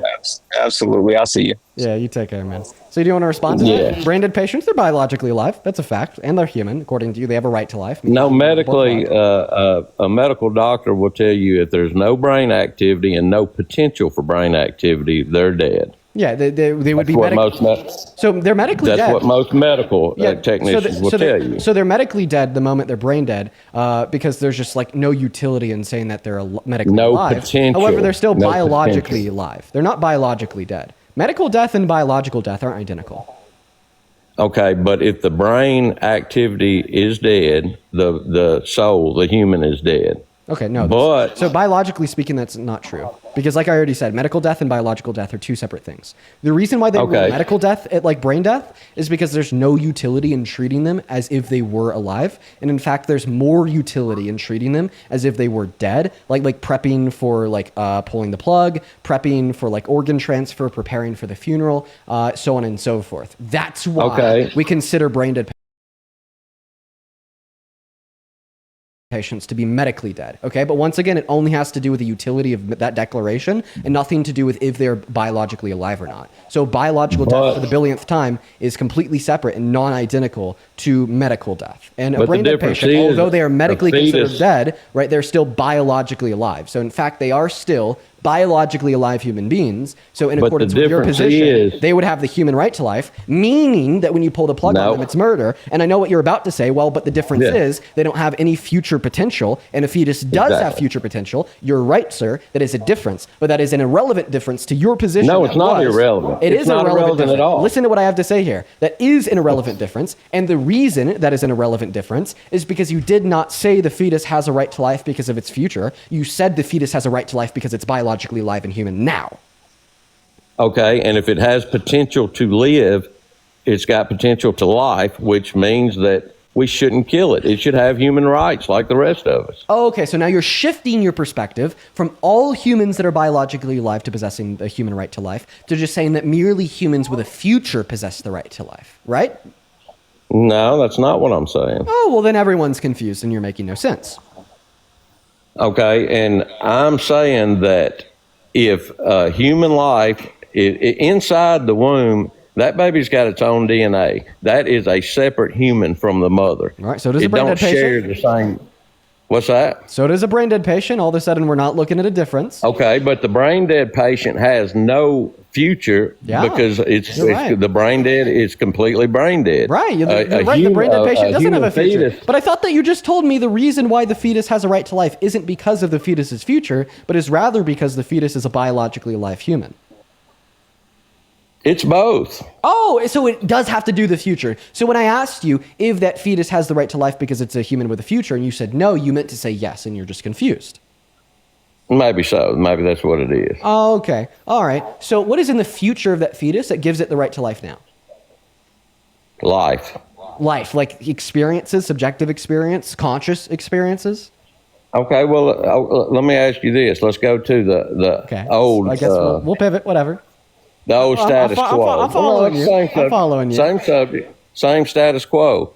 If somebody murders a pregnant woman, do they get charged with 2 murders? Yes, and they should. And they should. That is completely compatible with a pro-choice view. That is completely compatible. That is completely compatible with a pro-choice view, by the way. Well, I thought that it was just a clump of cells. So it's a human. It's just not unjustified to kill it. Right? Okay, there you go. It's a human. Right. But I don't think it's unjustified to kill that human. And I would define murder as the unjust termination of human life. Okay. I'd say when a woman is accessing abortion, it's justified not only because a fetus lacks moral value, but also because she's enacting upon her right to bodily autonomy, and she's cutting off the supply of her bodily resources to that fetus with her consent and will. When a non-consenting third party walks up to a pregnant woman, kills that pregnant woman and the fetus, even if that woman doesn't consent to that fetus dying, well, all of a sudden it is unjustified to kill that fetus, not because that fetus has moral value, but rather because you don't have the consent of the woman. Okay, but right? Which would technically fulfill the definition of murder, which is the unjust termination of human life, thereby making the view that it's double homicide to kill a pregnant woman completely compatible with a pro-choice worldview. Okay, because the reason that we're saying it's like still unjustified to kill that fetus, thereby murder, is not because the fetus is morally valuable, but for the last time, because I'm going to repeat myself, unjustified because you're infringing upon the woman's desires. And what if the father feels like it's unjustified for the mother to kill his offspring? Oh yeah, well then that father's wrong and he could cope and cry and whine. I don't know what to tell you, man.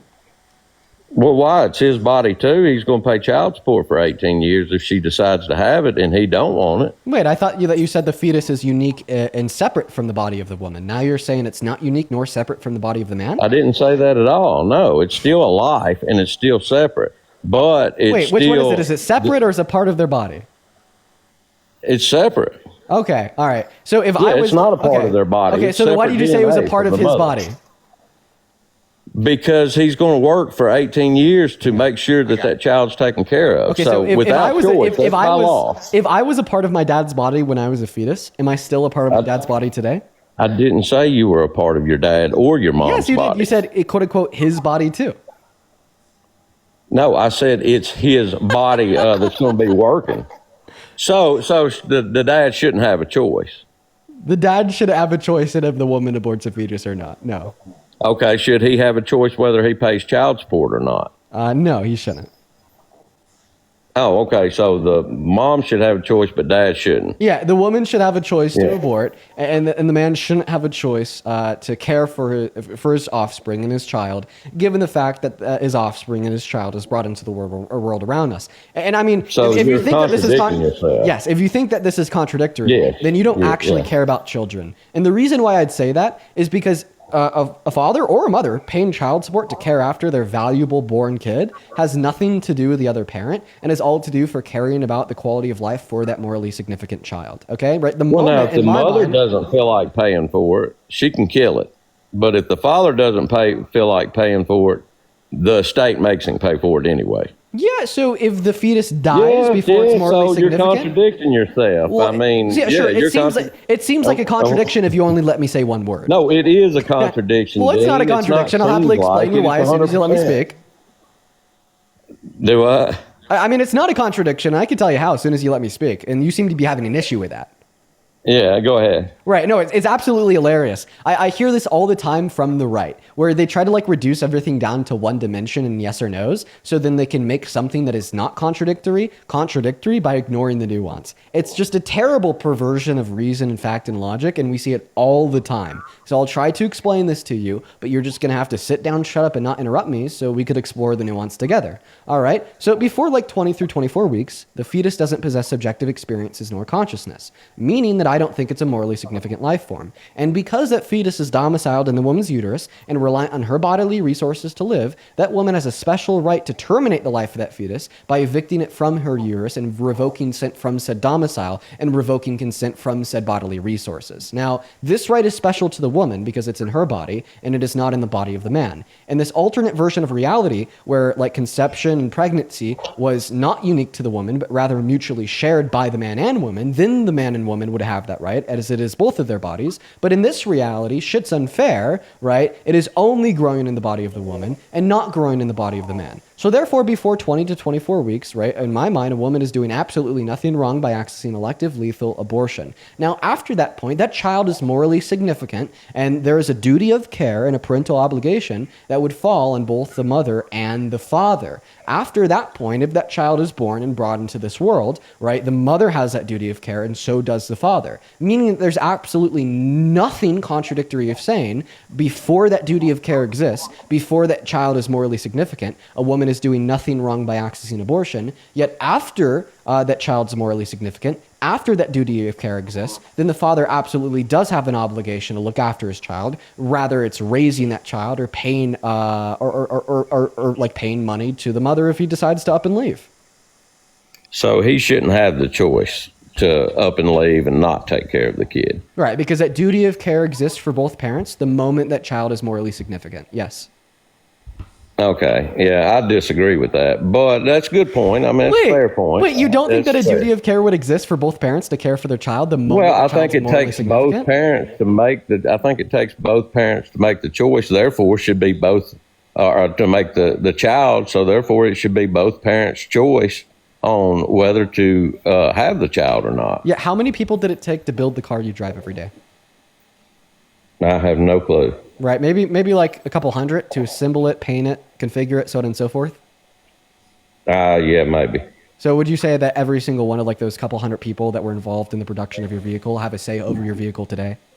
Dude, that has nothing to do with two parents who have made a baby. You're comparing. Well, it's actually it's actually pretty comparable, right? Because the contractual obligation was for them to build it, they own it, then they sell it to you. Very similarly, right? The moment a man's sperm leaves his penis and goes into the body of a woman, well, all of a sudden, right, that contract for sex is over, and what happens next only falls on the woman insofar if she wants to get an abortion or not. And if she doesn't want to get an abortion, well, then that father's going to have to pick up that duty of care for his child if his child is brought into this world, just like the mother would.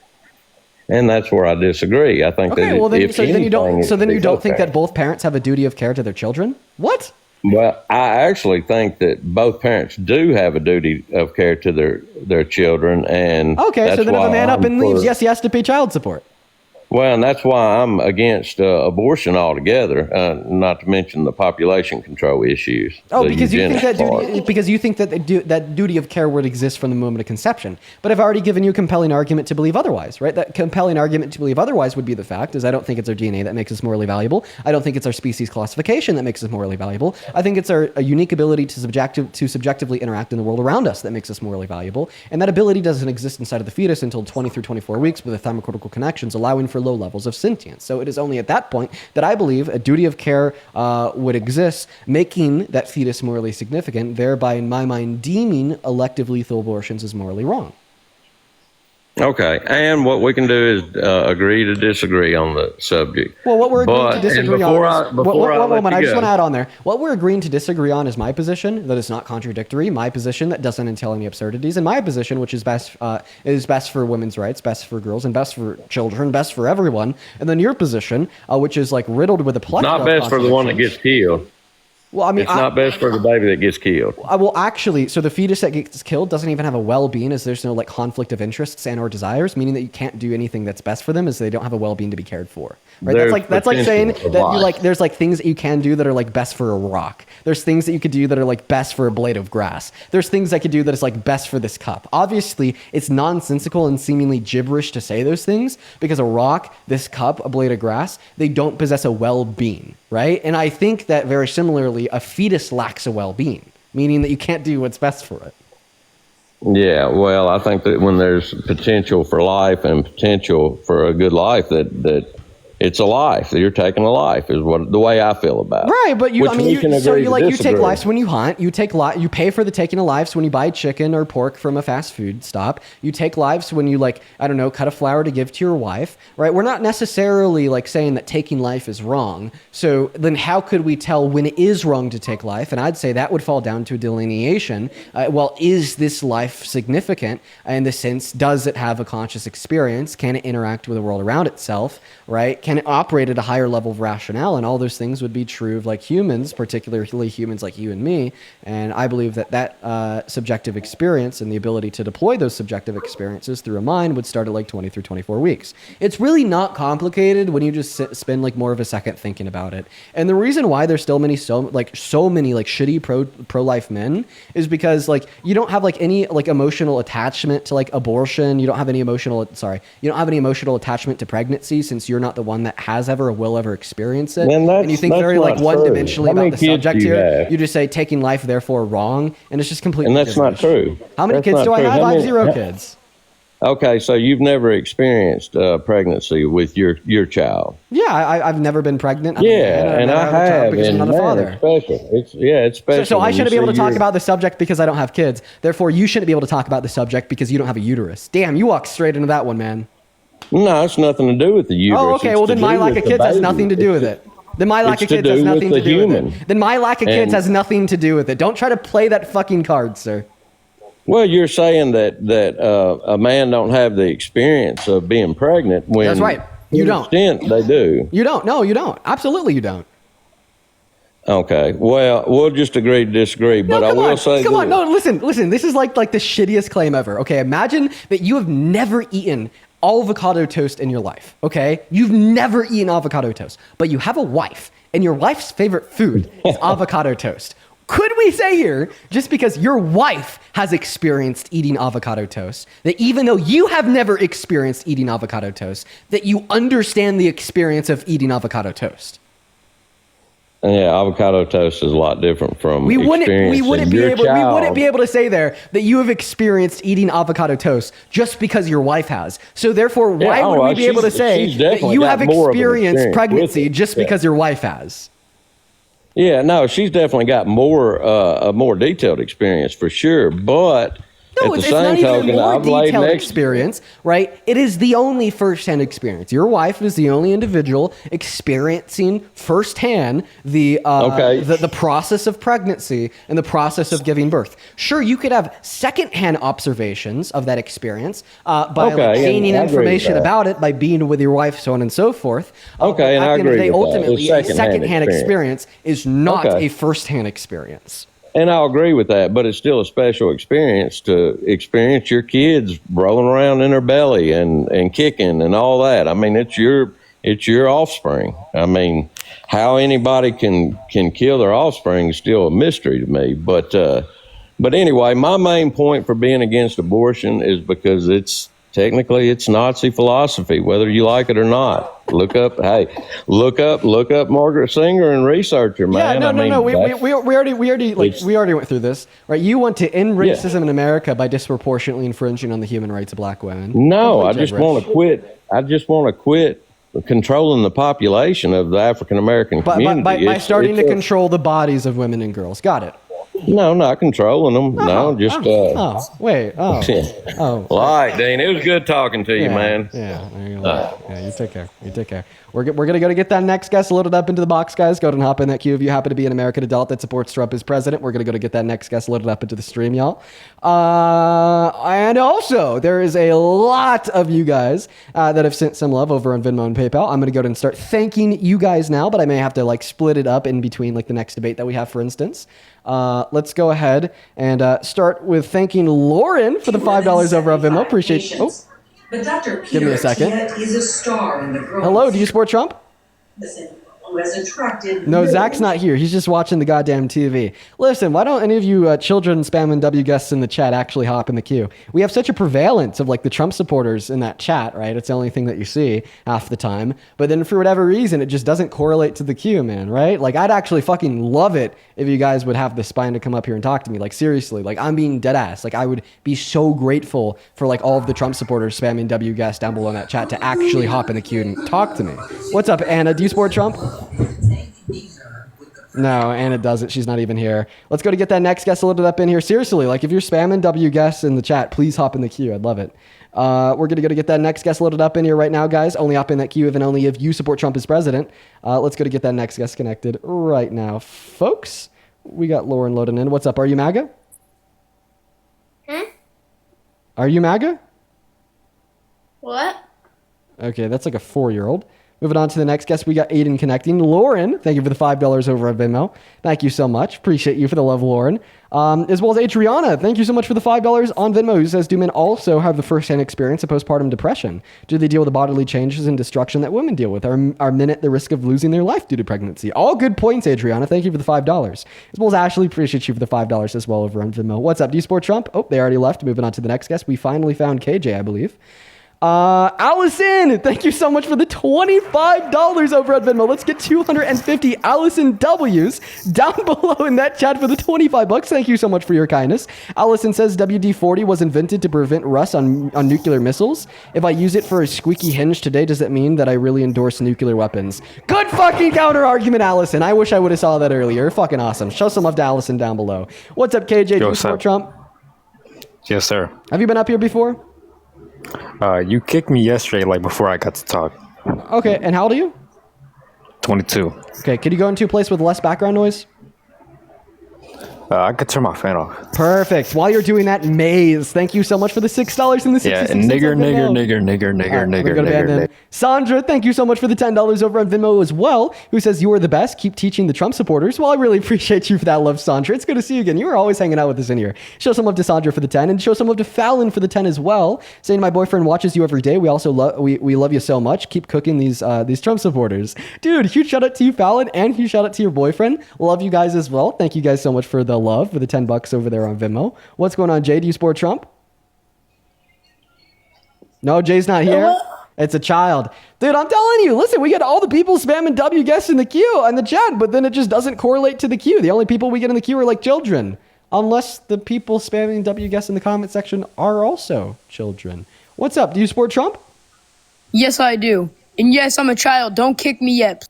Dude, I'm telling you, dude. I think that we're experiencing a MAGA extinction, and the only demographic of people keeping this guy kicking with electoral power, like 14-year-old white boys.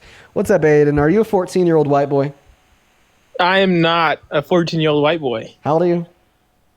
I'm 17.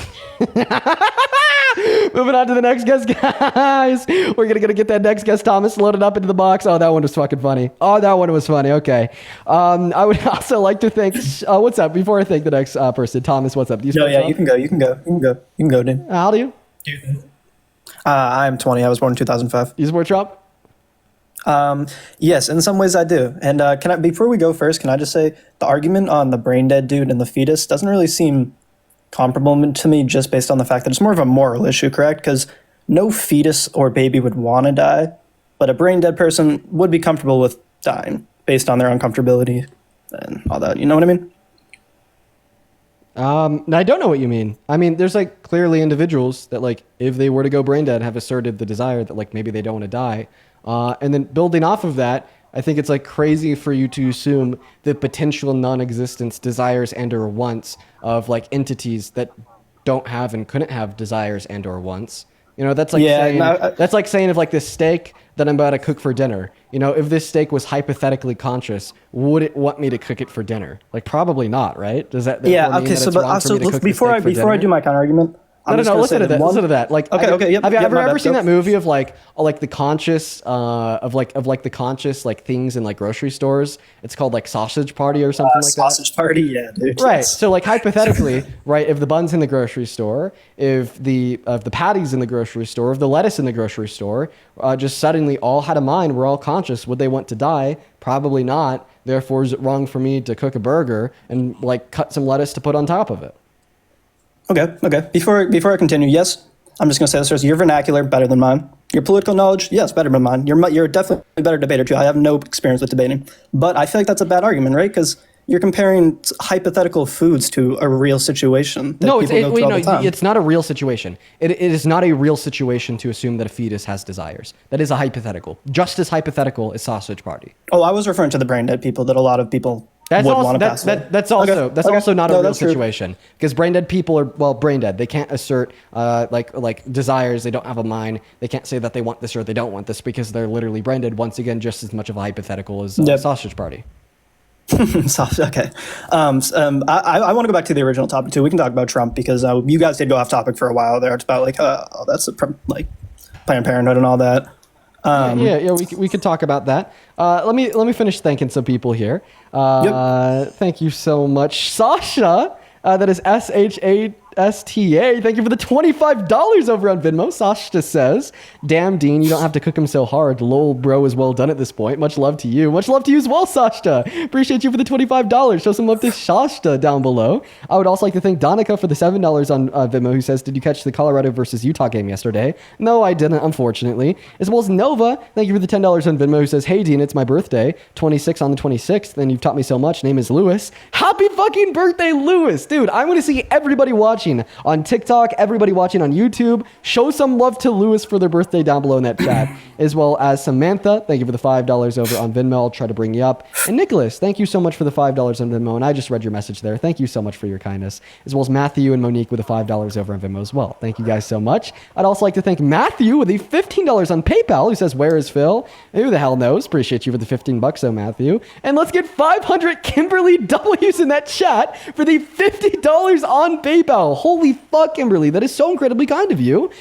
Kimberly, I just read your message there. If you want to share that argument with me, you can find my email in the link tree in my bio. Please do. I really appreciate you for the $50, and I'll keep my eye out for an email from Kimberly, as well as Herb. Thank you for the $5 on PayPal. Bernie with a 4, Nicole with a 2, and Alexander with a 5, as well as F. Thank you so much for the $10 over on PayPal. Appreciate you so much for the love, F. Kaylin with a 5, Lynn with a 5, and Tanya, thank you so much for the $25 on PayPal. Let's get 250 Tanya W's. Tanya says, thank you so much for the love once again.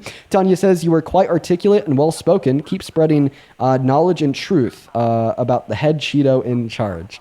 There we go. We're all cut up over on Venmo and PayPal. I seriously really do appreciate everyone for all the love over there, as well as Zach. That is ZAK. Thank you so much for the $20 on Super Chat. Let's get 200. Zach W's. Good to see you again, my friend. Zach says, by the same logic, anybody who drives a Volkswagen is a Nazi, since the person that started the organization was a Nazi as well. Yeah, good point. And then Unreality, thank you for the 20 Australian dollars over on Super Chat. Show some love to Unreality. Thank you so much for the love. Who says, as somebody who's given birth, it's not an experience I wish on my greatest enemy. It's painful and traumatic. I needed stitches and it took weeks to recover. My body will never really be the same again.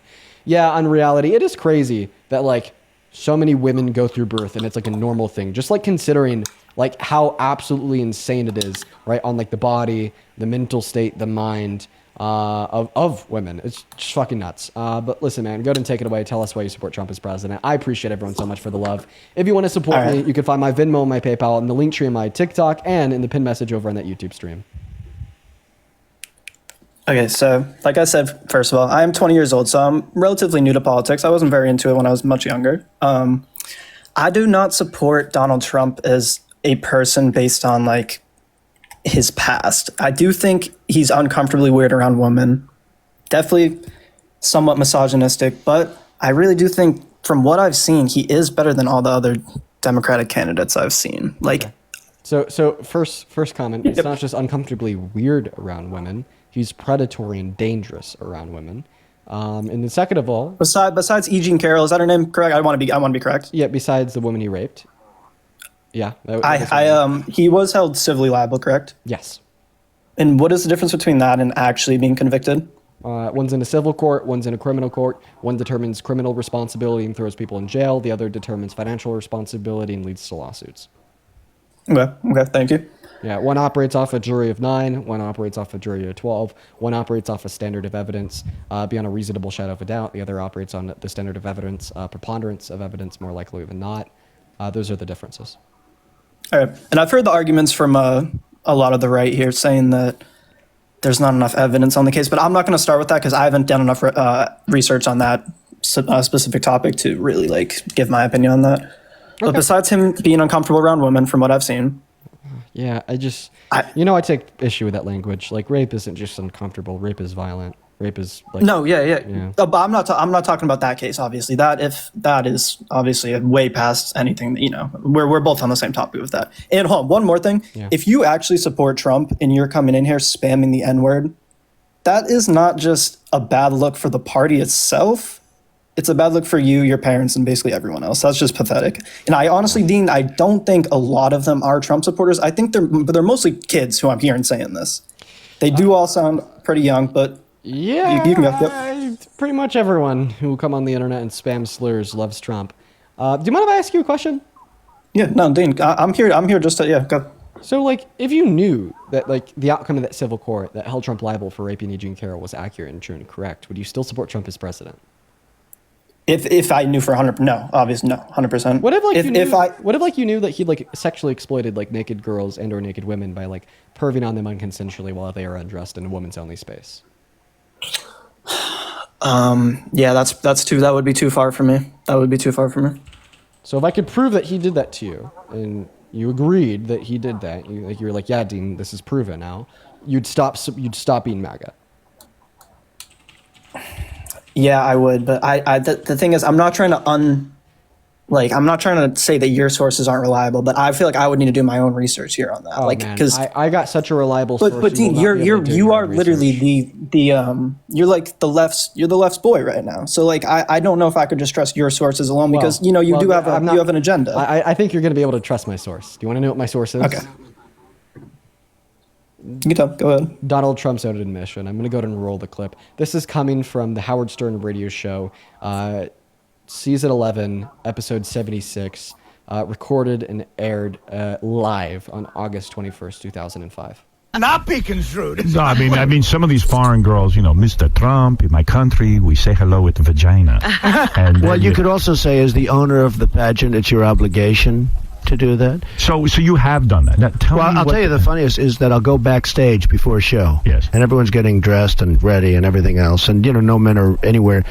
And I'm allowed to go in because I'm the owner of the pageant, and therefore I'm inspecting it. I'm inspecting. I want to make sure that like everything is good. You're there. Yeah, the dress. Is everyone okay? They're standing there with no clothes. Is everybody okay? And you see these incredible-looking women, and so I sort of get away with things like that.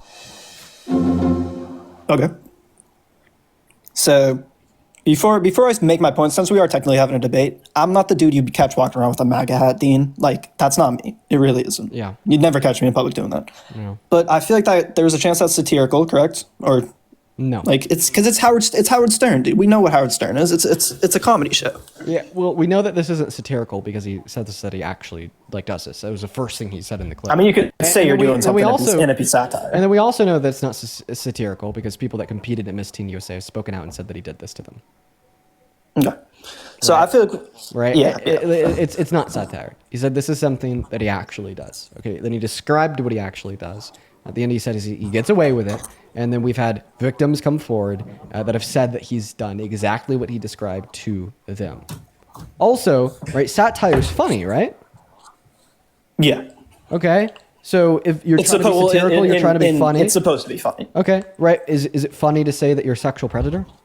No, his joke was not funny, nor is the actual concept of his joke funny. Therefore, we know it's not a joke. We know it's not satirical because it's not funny, right? He was just talking about something that he's done. I mean, people bomb on satirical jokes all the time, but could you point me towards another person that has bombed a satirical joke by saying they're a pedo?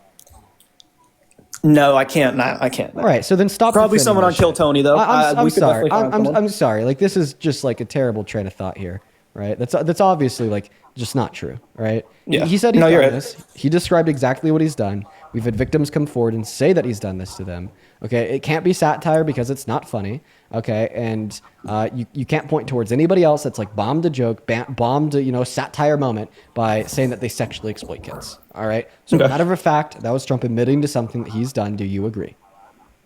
Yeah, no, I think I started my point with him being uncomfortably weird around women. So what was the question that I asked you right before I played you that clip? You're gonna have to remind me. It was if you knew Donald Trump had done the things. I said I president, and you said that you wouldn't. You'd stop being MAGA. You'd redact your loyalty. So just to make sure that you're a man of consistency and honesty. Loyalty would be a hard word. Loyalty would be a hard word. Just to make sure that you're a man of consistency, honesty, and a man of your word. Right. You obviously don't support Trump anymore, and this conversation's over, right?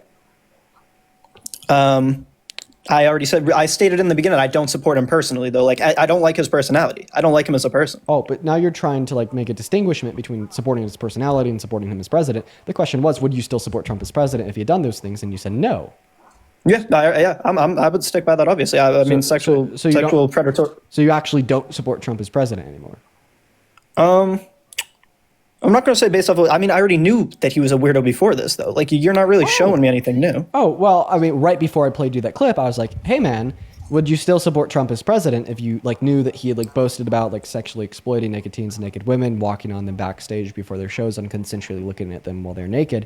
And you said, no, Dean, I would stop supporting Trump as president if I knew that he had done this. So obviously I am giving you something new here, which is a clip of Donald Trump admitting to doing exactly that. No, yeah, I'm not going to lie to you. I'm not want to. So before I played that clip, you're like, Dean, if you possessed a clip of Donald Trump saying this, I'd stop supporting Trump as president. And then I was like, guest, I actually do possess this clip. Here it is. And then you're like, Dean, well, thank you for playing that clip, but I actually still support Trump as president. So you're a goddamn hypocrite. No, I don't support Trump as president. I'm saying that I don't support him. No, So you're not a hypocrite. You're not MAGA anymore. Well, I'm coming up here as a Trump supporter, technically, just because I think the hate is overwhelming. Wait, what he's. Now you're just being so unclear. You just said, I don't support Trump as president, but I do support Trump as president. Okay, in a way. But that's just completely like contradictory. That's gibberish. I don't have shoes on, but I do have shoes on. I'm not wearing a shirt, but I am wearing a shirt.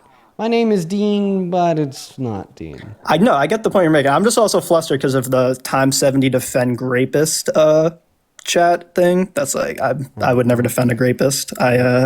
Well, I mean, listen. I've never defended Trump on any of these sexual allegations. I believe women, so listen, there's no point. I'm going to be honest. At this point, I am going to end the conversation just because we've reduced you down to like boldface hypocrisy, right? Saying you don't support Trump, but you do support Trump. That's hypocritical. That's a contradiction. And I'm going to move on to the next guest. I appreciate you for coming up, and I really do hope that you examine your views here a little bit more. But we're going to go to get that next guest up right now.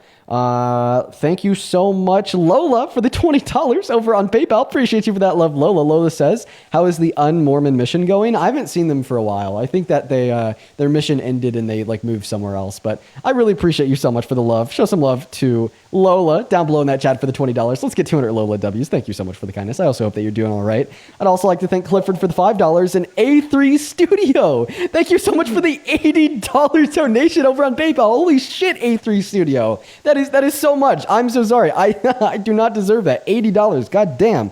A3 Studio with the $80 says, you are amazing. I'm glad I found you and have been loving your content and your roastings. Well, I really appreciate you so much for the 80 big ones, A3 Studio. I want to see 1,000 A Studio W's in both the live chat on TikTok and the live chat over on YouTube. Guys, thank you so much for the love. Show some fucking love to A3 Studios, as well as Morpo. Thank you so much for the 5, and Alex with the 1, as well as Izzy. Thank you for the $10 on Venmo. Let's get 100 Izzy W's, who says, I am always on all of your lives. Well, I appreciate you for that love, Izzy. And then Patsy, thank you so much for the $25, who says, keep on doing what you do. Thank you, Patsy. All the love in the world to you. Let's get 250 Patsy W's. Thank you so much, as well as Taylor. Appreciate you for the 5. Thank you guys so much for your kindness. Seriously. What is going on?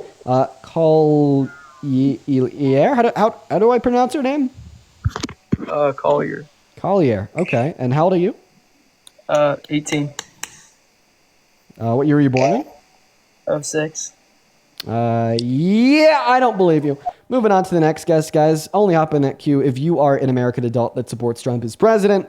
We'll happily get you loaded up into the stream. We'll have a fantastic conversation, quite frankly. Irvine, thank you so much for the 10 pounds over on Super Chat. Irvine didn't leave a message, only the love. Appreciate you so much, Irvine. If you're watching right now and you want to support me and you want to support what we do here, you can find my Venmo and my PayPal in the link tree in my bio on TikTok, and it can be found in the pin message over on Super Chat. In the pin message in the chat over on YouTube. At this point, we are going to go to get that next Trump supporter loaded up into the stream. Only join the queue if you are MAGA, please. But let's go to get that next guest loaded up right now. What's up? Are you MAGA? Yep. How old are you? 40. Okay. All right. And why do you support the worst president, Mr. Trump? I'll give you a second. Sorry about that. No, I'm trying to move somewhere quiet. So why do you support the worst president of your 40 years of life? Well, not 40. We won't go there. I will say I detest the man. I do believe in some of his policies, or I wouldn't go as far as saying policies. Let's say some of the stances. I'm originally from New York, from the city, and the whole SNAP thing that's going on right now. I worked in places where I had to deal with people who bought with EBT. I overheard conversations, and I've seen firsthand that a lot of people do defraud the government with SNAP. I have seen people from the Dominican Republic, namely, they're here illegally, some of them, not all. Hold on, I'm going somewhere with this. Yeah, I'm gonna let you know the hill that you got to climb here. You're somehow going to have to justify the Trump administration intentionally letting funding expire for SNAP benefits, kicking that's not the 41 million Americans off of them, and then blaming it on the Democrats, even though they could have allowed emergency funding or reimbursed states to allow them to continue until the end of the shutdown. That's the hill that you're going to have to climb. You're trying to climb that hill very similar to the way that I've seen many other Trump supporters try to climb that hill, which is to say that they're all just defrauding the government and they're terrible, lazy, low-income Americans that don't deserve the SNAP benefits. And it's a terrible fucking argument that is going to make the Republicans lose the midterms because the vast majority of people that are on food stamps are Republicans. So just putting that one out there. Okay. Hold on. I'm not disagreeing with you. This shutdown is bullshit. I agree that it's the Republicans' fault. Now, that being said, I can tell you firsthand what I've seen and what I know, and people do defraud the government with SNAP. Let me explain to you how before you say anything. Yeah, so I'm sure that there's some low level of fraud rate on EBT. I don't understand how it concerns a conversation about why you support Trump as president. Not at all. Well, I'm supporting the new SNAP guidelines that where you have to work. Oh, you're confused. There's always been a work requirement on federal food stamps. The new work requirement is on Medicaid. Okay, so I was confused on that part. I thought that they said for SNAP, because I know for SNAP you do have to work, but there are people, and I can tell you, I grew up in the projects in the South Bronx. My building had maybe 50 apartments in it. Out of those 50, I know people that still live there to this day that are in their 50s that are lifers on public assistance. Never worked a day in their life. Okay, I just don't know how that concerns federal policies surrounding work requirements for food stamps or the introduction of a new work requirement on Medicaid, but not food stamps through Trump's Big Beautiful Bill. Big Beautiful Bill's bullshit. I just, like I said, I don't agree with everything. I agree with some of the stuff. So let's clear this conversation up. What is one thing Donald Trump has done in the last 9 months that has made you support him as president today? Honestly, I can't think of anything right now. But you've already been able to lined up for you. You've already been able to think of like a billion things that he's done that you're not a fan of. I think of one thing. Oh yeah, I can tell you there are a lot of things I'm not. My stance is a little weird because I don't necessarily go left or right. Mm-hmm. How about we give you some help? Kyle, what's up? Do you support Trump? Yeah, man. Yeah, can you name like one specific thing that Donald Trump has done in the last like 10 months that has made you support him? Oh man, well he put together the whole chip factory, something that Biden and Harris tried to do, but then got thwarted from doing, and then Trump achieved that. Oh. So there's something. Yeah. So that was actually the funding for the chip factory in Idaho. That was from the Chips and Science bill passed by Biden, not because of anything Trump's done. Hate to be the one to break it to you. Do you need another second? Oh, go ahead. Wasn't that passed under the Trump administration, the final act of it? No, the Chips and Science Act was one of the first acts under the Biden-Harris administration in 2022. We need a third person. Both of you continue to try to think of one thing that Donald Trump has done in the last 10 months that makes you a fan of him. We'll go ahead and get a third Trump supporter up on the panel just so we can help. Because, we'll get it. Hey, but he's also, hold on. Okay. He's also, states with high error rates like the state of Virginia has an error rate of 11.86%, which means that... For what? Individuals that are on EBT. So there's a lot of administrative costs, and the state of Virginia has a lot of errors due to these costs, which means if the error rate's not fixed, that means the federal funding will no longer come, and 85 to 90% of federal funding comes from the federal government. So that means the state has to fix and figure out a solution to those error rate problems, making it more sustainable for everybody instead of depleting tax dollars all the time. Yeah. Yeah. So first and foremost, you said that 85% of federal funding comes from the federal government. No, 100% of federal funding comes from the federal government. And then you're saying states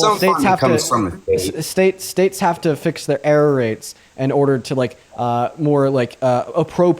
appropriate, funny enough, federal funding to these federal systems of benefit. Absolutely, 110%. You know, one way we could reduce the error rate is by reducing the administrative burden. A lot of the administrative burden of social programs comes in with a new work requirement. So, I mean, you're just saying we should get rid of the work requirement at the end of the day. And then third and final point here, this fundamentally has nothing to do with why 41 million Americans are going to begin to starve on November 1st. The reason why 41 million Americans are going to begin to starve on November 1st is because the Department of Agriculture, who runs food stamps, is running out of money because of the government shutdown, instead of the Trump administration appropriating emergency funding or making a promise to reimburse states if they pick up the burden until the government shutdown is over, right? Instead, right, they're giving the big middle finger to those 41 million Americans and then saying it's somehow the Democrats' fault.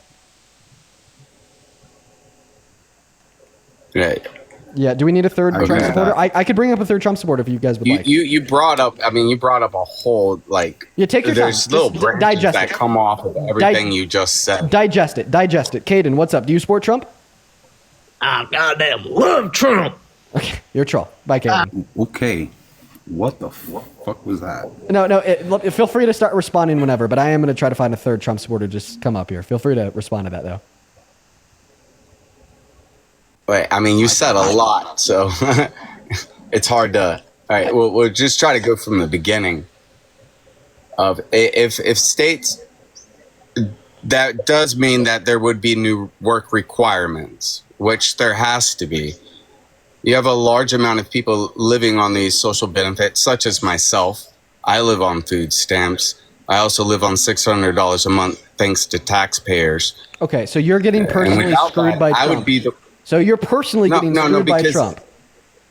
I don't know what your religious beliefs are, but there's a passage in there, 2 Thessalonians 3:10, that says, "A man who is unwilling to work shall not eat."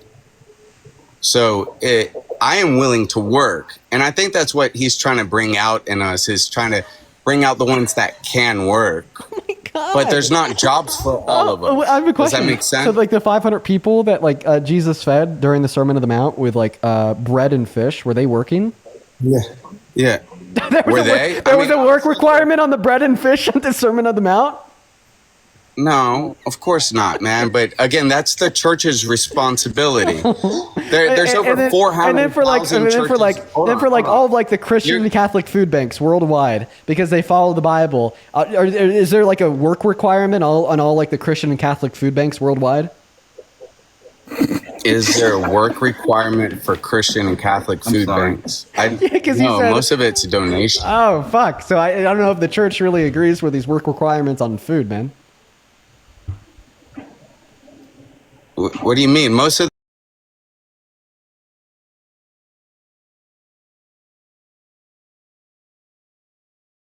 food stamps. Meanwhile, they pay over $700 per year in corporate subsidies and billionaire bailouts. So what should the solution be? As we're tearing apart soybean fields and corn fields to put in solar fields, what are we supposed to do? Well, I don't even.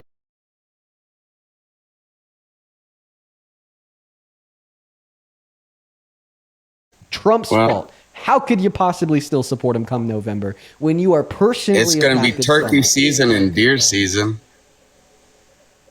Magic 8 Ball, please respond directly to the question I asked you.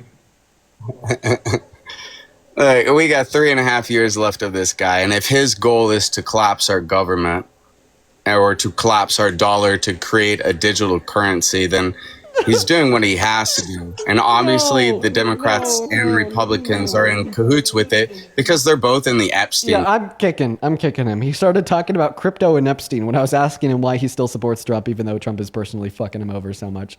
Ace, I'm going to move on from you as well, man. I appreciate you for coming up. Thank you so much, man. Yo, Riley, thank you so much for the $20 over on Super Chat. While we're looking for that next Trump supporter, go ahead and show some love to Riley down below. That is Reilly. Appreciate you so much for that that kindness. Riley with the $20 says, why don't you ask these people if they would vote for another Republican candidate if they were neck and neck with Trump in primaries? That would probably weed out a lot of the people who like his policies but hate his character. Yeah, sure. I mean, I could see some like use in asking that question. That's a good one. Appreciate you for the love, Riley. Thank you for the $20. Show some love to Riley. I just love you so much.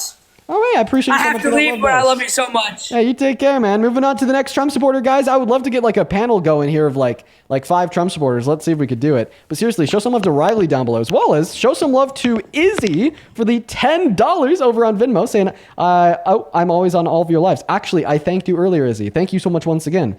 I'd also like to thank, let's see here, Cicely. Thank you so much for the $5 on PayPal. And happy birthday, Brecken, if you're watching. Happy birthday to you. I'd also like to thank Morgan for the $10 over on Venmo, who says, and then Jesus said unto the hungry, my taxes better not be buying this bread and fish, right? I appreciate you for the $10, as well as Jennifer, appreciate you for the 10, who says, I would love for you to ask MAGA how they can support the president, but not the man who is president. It always entails some contradiction. And then Antony and Paige, I appreciate you guys for the $5 and the $1. What's going on, Bam? Do you support Trump? Yes, I do. Okay, and how old are you? I'm 18. Okay, what year are you born in? 2007. Okay. You know what, Bam? How about we try to do like a 1v multiple people? Could I get you like a panel of like multiple people? Is that fine? Sure. Okay. All right. Let's do that. We're going to go to get that next Trump supporter up here, guys. Go ahead and hop in that queue if you are an American adult that supports Trump as president. We're going to go ahead and change it from how do you support Trump to Trump is terrible for America, just to, make the topic a little bit more broad. Let me know down below if you do want to come up. Okay. Ilias is loading in. Okay. We got Ash connecting to the stream. Okay. What is up, Ash? Do you support Trump? I said I love Trump. You took my goddamn First Amendment right by kicking me. You're a good ass troll. Good job. That's my First Amendment. Good job. Hey, Ryan, what's up? Do you support Trump? 1 second. Ryan, hello?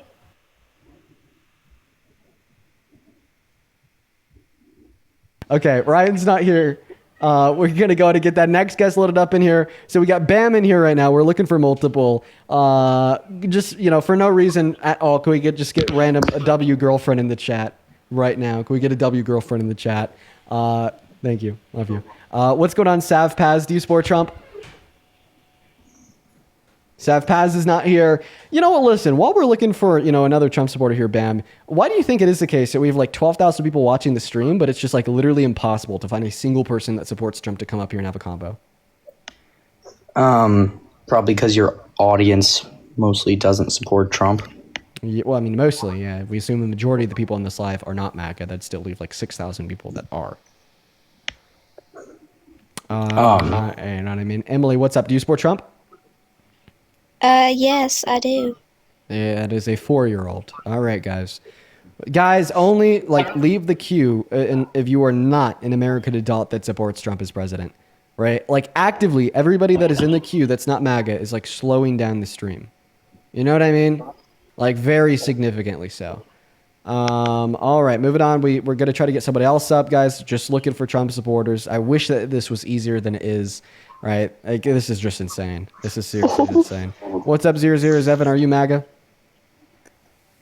Yeah. As a child. Low quality, are you MAGA? No, I don't want him. Base Noah, are you MAGA? Yeah. You are. How old are you? Fuck you. Okay. All right. Well, Noah left. Bam, do you see what we're dealing with here? Yeah, it's tough. Yeah, no, it is. It is tough. It is very, very, very tough. Bam. Well, we'll try again. I want to try to get a panel thrown together. I'm really trying my hardest out here, man. We're gonna go to get Maya loaded up. Guys, go ahead and just let me know if you're MAGA down below in that queue and you want to come up. What's going on, Draco? Are you MAGA? You say what? Are you MAGA? I'm 19, but course I I'm am. by MAGA. You don't know what you mean by MAGA? So that means, are you a Trump supporter? Oh yeah, I'm a Trump supporter all the way. You know me. Okay, you're a troll. Levi, are you a Trump supporter? Levi? Hey, Dean. Yeah, of course I am. Okay, what year are you born in? Yes, sir. Yeah, can you hear me, Dean? Oh, you're going to be a fun one. Your most recent video says... I'm a Trump supporter. Your most recent video says how the New World Order plans to enslave all of society. You're going to be a fun one, Levi. Your stream is glitching out a little bit. Yeah, I'm a Trump supporter. It's the Illuminati is getting you. The Illuminati is trying to silence you. That's why it's glitching. 1996. What? He's a little behind. Oh, very behind. The Illuminati is getting to him, guys. Okay. I really want to talk to him, too. Keep him on. Yeah, I want to hear him. Yeah, me too. I really want to hear him. Dude, he thinks that the whole society is going to be enslaved by the New World Order. I got to talk to this guy. John, appreciate you for the under control. And Crystal, thank you for the budding heart. What's up? Do you support Trump? Alexis? Yes. And how old are you? I'm 26. Okay. All right. Sounds good. How about we'll just leave it at this? 1v3. Okay. All right. I'm going to go ahead and start this debate with a very simple question that I want all of you to answer, or at least to try to answer. Let's see how many of you actually can. Name 3 things Donald Trump has done, right, as president that you like. We're going to go ahead and start with you, Alexis. What are your 3 things? I've been waiting. Put me on the spot first. Well, Yes. actually, I came in here because I don't know if I support Trump. I voted for Trump. I'm not huge on politics. I don't think I can tell you 3 things that he did for the country. Okay, Alexis, I really appreciate you for coming up. If you don't know if you support Trump, I got to move on. Levi, your turn. What are 3 things Donald Trump has ever done that makes you support him? You want me or Bam next? Yeah, you, Levi. Okay, Levi's just not going to answer. Go ahead, Bam. I'm here up there. What is going on? I think the biggest thing for me is I think recent ceasefire that he's closed the southern. Bro, what? Okay, I think Levi has too much of a lag. I got to kick him. Bam, I just spent 15 minutes trying to find one Trump supporter outside of yourself to join the panel, and I'm left empty fucking handed. Yeah. So I guess it's just going to be a 1v1, okay? I guess it's just going to be a 1v1 because no other Trump supporter in the goddamn world wants to come up here right now. Take it away. Tell us why you support Trump. I think the ceasefire in Israel and Gaza, I think that's like the biggest thing for me. And I know that it wasn't 100% just Trump. It's not just him, but just like his entire organization, just everything that's been happening. I think it's such good improvement since what has been happening for the past 2 years. Yeah, guess what? That ceasefire was violated less than a day in. Now it is just gone down in history as the 8th ceasefire that was enacted and violated by Israel in the last. I mean, but it hasn't been. It's still not back up to what it was before. I understand that ceasefire is no longer in effect. Okay, Israel's already re-cut off trade, food, and water routes into Gaza. They're already killing innocent Palestinians once again. 2 days in, we had 12 innocent Palestinians die. All right, Palestinians are back to starving. Do you support Palestine or do you support Israel? I support Palestine. Can I talk to you about that? Because I think for me, I don't really understand the side for people who say I support Palestine. I understand the baseline, which is it's a genocide. I'll tell you super quickly, but I want to stay on Trump, okay? But I'll tell you super quickly because it's important. I support Palestine because I have common sense.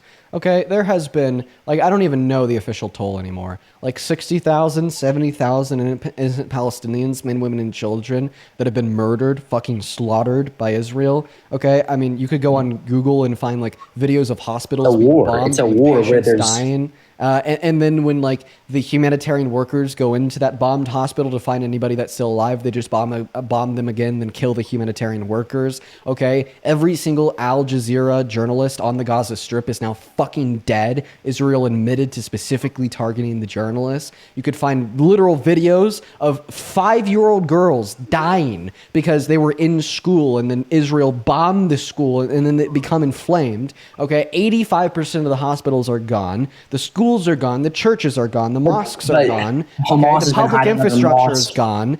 Israel's cut off the food trade and water routes into the city. People are starving every single day. A newborn's been starving in Gaza. Not to mention addition, the fact that Israel has been perpetually violating international law since goddamn day one. They passed legislation through their parliament to illegally annex, ethnically cleanse, and steal the rest of the Gaza Strip 2 months ago. And then yesterday they passed legislation through their parliament to illegally annex, ethnically cleanse, and steal the West Bank. There's currently like 3 arrest warrants out from the ICJ for Netanyahu. Israel human rights experts say they have reasonable cause to determine that a genocide is taking place. And just knowing the definition of ethnic cleansing proves that, and has for the last year or 2 or 3 or maybe since the 1960s.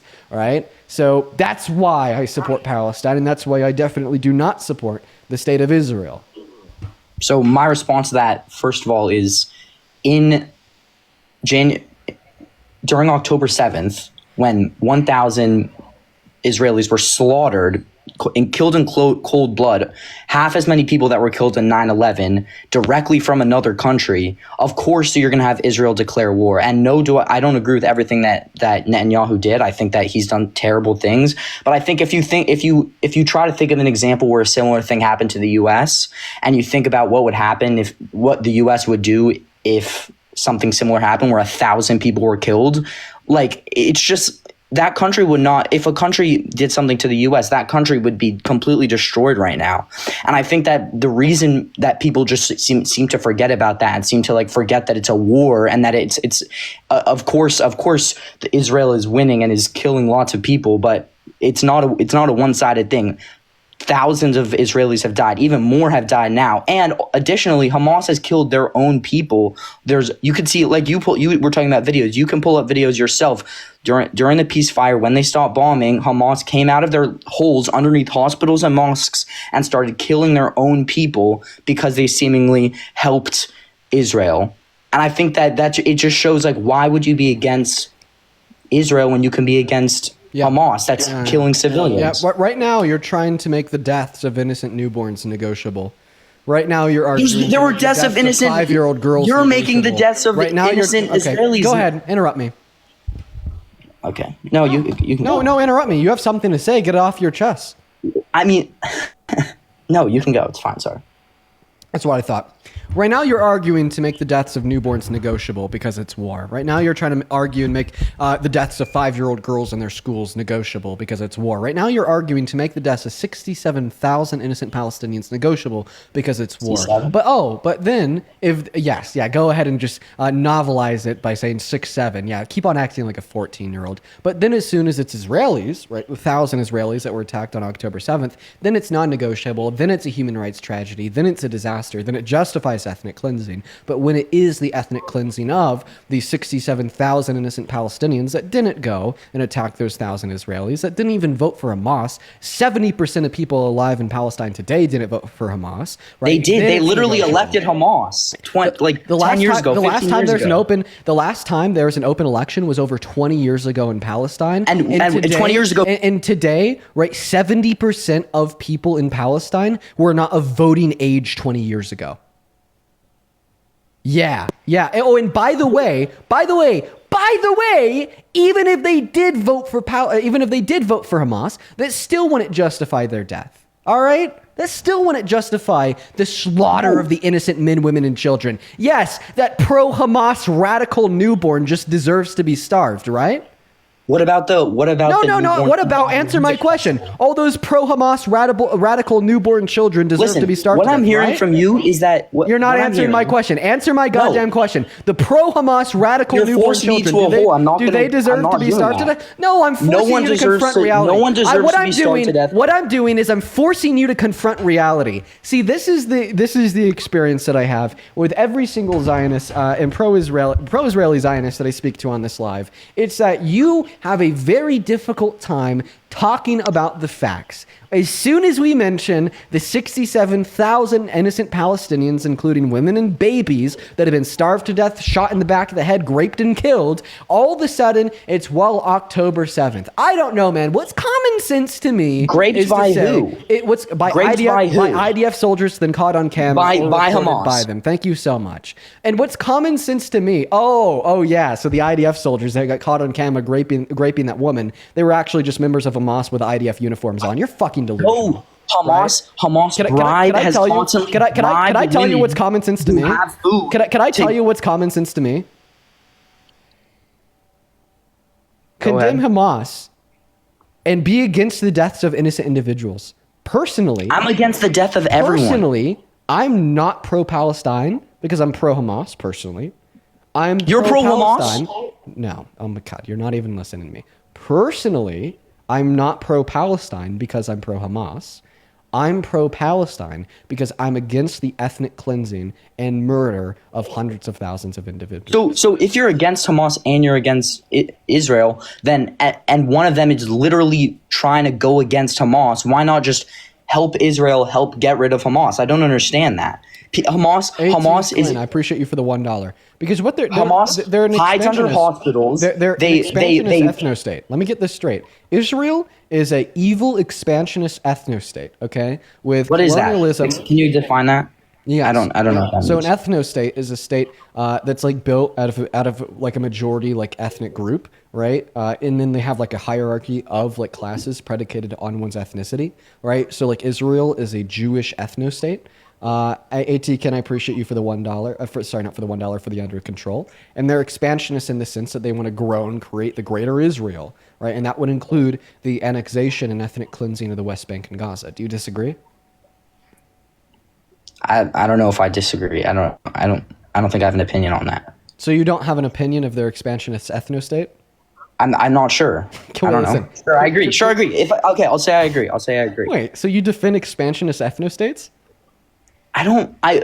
Dean, I don't really understand that. I don't understand that. Okay, once again, ethno-state, a state that's like a majority ethnicity that kind of has like a caste or class system predicated on said ethnicity, right? That's like the purpose of the state is to be like a Jewish state. That's what Israel is. And they're expansionists because they want to colonialize and claim the land around them to create the greater Israel. Do you disagree with that? Well, you're saying that like, oh my God. Like if you look at America, you could say half the people are racist towards you could say all of America is racist towards Mexican immigrants because you have someone who's racist towards Mexican immigrants in power. Someone could make that argument.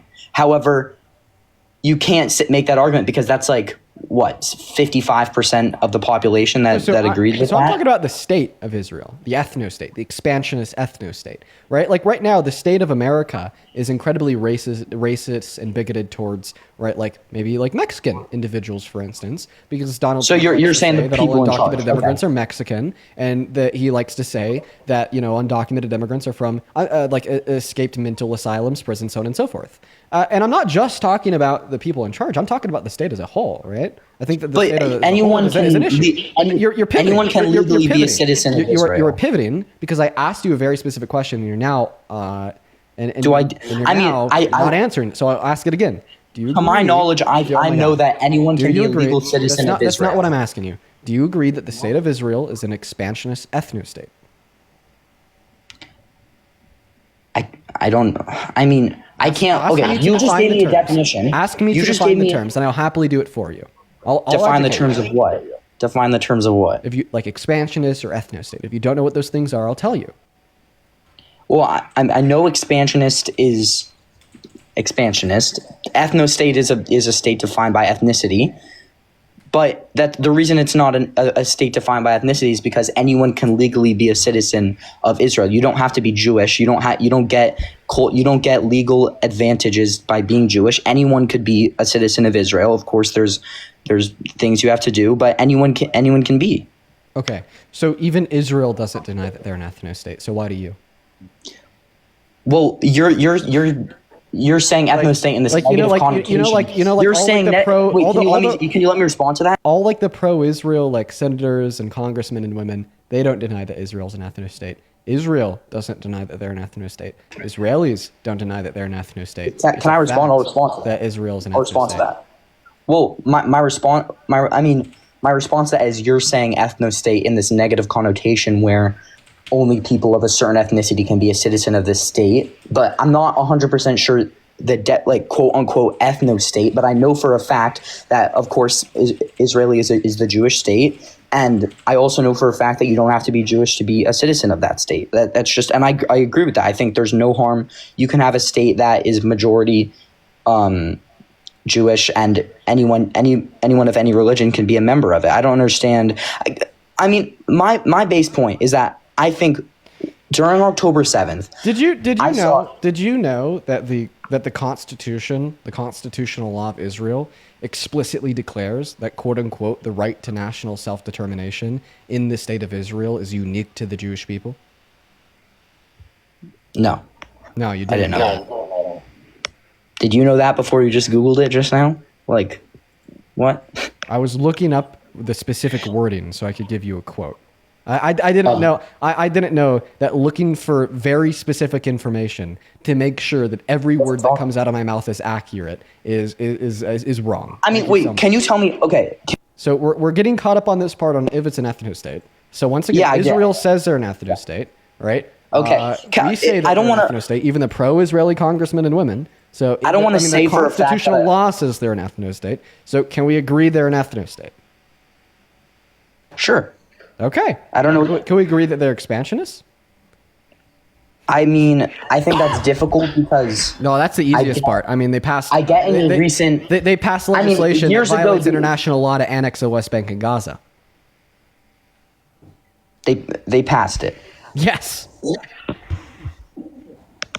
Okay, so tell me... So can we agree that they're... If you can't agree on this, I'm going to kick you, right? Because we're here to talk about Trump. All right, kick me then. Instead of educating you about Israel.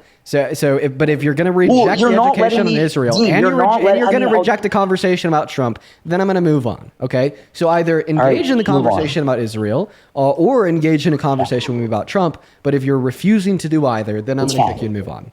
I got to go anyway. So it's good talking to you. Thank you. So you don't want to agree that Israel's you beat me. You beat me. Okay. I lost. You beat. We're going to move on to the next guest, guys. Only hop in that queue if you are an American adult that supports Trump as president.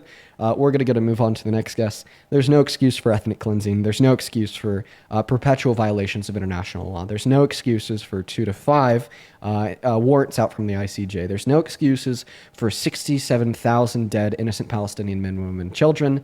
And there is absolutely no excuses for using an attack to justify the explicit colonialization, displacement, ethnic cleansing, and genocide of millions of innocent individuals. So there's my thoughts, common sense. That's why I said when I first started to speak that it's a very common sense view to be against the state of Israel. Very, very common sense. And by the way, it's becoming a uni-party agreement. 71% of Democrats at or under the age of 50 are against the state of Israel. 50% of Republicans at or under the age of 50 are against the state of Israel because the wrongdoings of the state of Israel are incredibly clear and they are transparent about them. All right. We are watching an ethnic cleansing broadcasted live on Twitter, live on the internet, live on Google Images, live on your Instagram feed, live everywhere. And it is changing the minds of so many individuals. Common fucking sense. Common sense dictates that ethnic cleansing is wrong. All right, move on to the next guest. What is up, Ethan? Do you support Trump? Yo, I'm not from America. Okay, unfortunately, do you have to be from America if you're going to come up, guys? Make sure that if you are in that queue that you are explicitly an American adult that supports Trump as president. We're going to go to get that next Trump supporter loaded up in here right now. What's going on, Clayton? Are you MAGA? Yeah. Okay, how old are you? I'm 19. Okay, can you please disconnect me from any Bluetooth device? I got you. Sav Paz, what's up? Do you support Trump? I used to support him a lot, but now... Perfect. Clayton, do you support Trump? You already said yes. Can I hear you better now? Can you? Yeah. How old are you? I'm 19. Perfect. Before I pass you the mic to tell us why you support Trump, I'm going to go and thank a handful of people. Juliana, thank you so much for the $10 over on Venmo. Let's get 100 Juliana W's, who says, my mom just lost her Job of 7 years due to federal cuts. Please keep spreading awareness. I'm really sorry to hear that, Juliana. Give my wishes to your mother. That's insane. And I hope that she gets her job back at some point in the future. I'm really sorry to hear that. Thank you for the $10. As well as Darlene. Thank you so much for the $15 over on Venmo. Darlene, I did just read your message there. I can bring you up if you're MAGA. Let me know if you're MAGA. Appreciate you so much for the $15, Darlene. As well as Shauna. Thank you for the $5 over on Venmo. Mary with a 5, Samuel with a 5, and Paige with a 5. Thank you guys so much, as well as I just read y'all's messages. Thank you guys so much for the kindness. If you're watching and you want to support me, guys, you can find my Venmo and my PayPal in the link tree in my bio over on TikTok. You could also find it in the pinned message of that YouTube stream. I get 100% of the proceeds over there compared to around 30% on TikTok and on YouTube. And you can even attach a message that I could read off on live. I really appreciate everyone so much for all the love and support. Clayton, you said that you're MAGA. Let me ask you a good question. Do you think that Donald Trump is good for low-income Americans? I mean, I would say I'm not sure. I'm not like an expert on every specific topic of Trump. I'm sure you could probably maybe much better than that. Do you think that Donald Trump is good for law and order? I mean, I would say so, yeah, generally.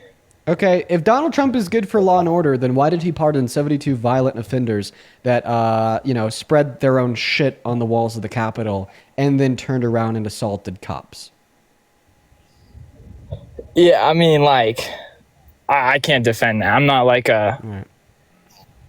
I mean, I thought you were going to ask me why I support Trump, not like nitpick, like, because you're just more educated on like every area of Trump, and I don't condone everything he does, obviously. Okay. I don't think it's. I guess we'll just ask you, why do you support Trump? Well, as a Christian, I would say he's more favorable to pro-life policies.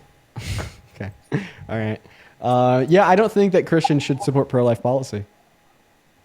You think that you think that the Bible could actually support pro-choice? Well, I just think it's absolutely incoherent to attempt to apply the moral virtues described in the Bible to run a criminal justice system. We'll start off with a very simple question.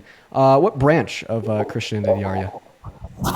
I mean, I would probably say non-denominational, but probably Perfect. lean more Baptist. Baptist is non-denominational. Fun fact. So now that we've determined you're non-denominational, you believe in, what is it called? Sola Scriptura? I think that's what it is. Sola Scriptura, yeah. Sola Scriptura. There we go. Where it is a personal relationship between you and God, and when you want to learn about God, Jesus, and his teachings, you look towards the Bible. You don't look towards any church authority or body of authority. That's not true. That's not necessarily true.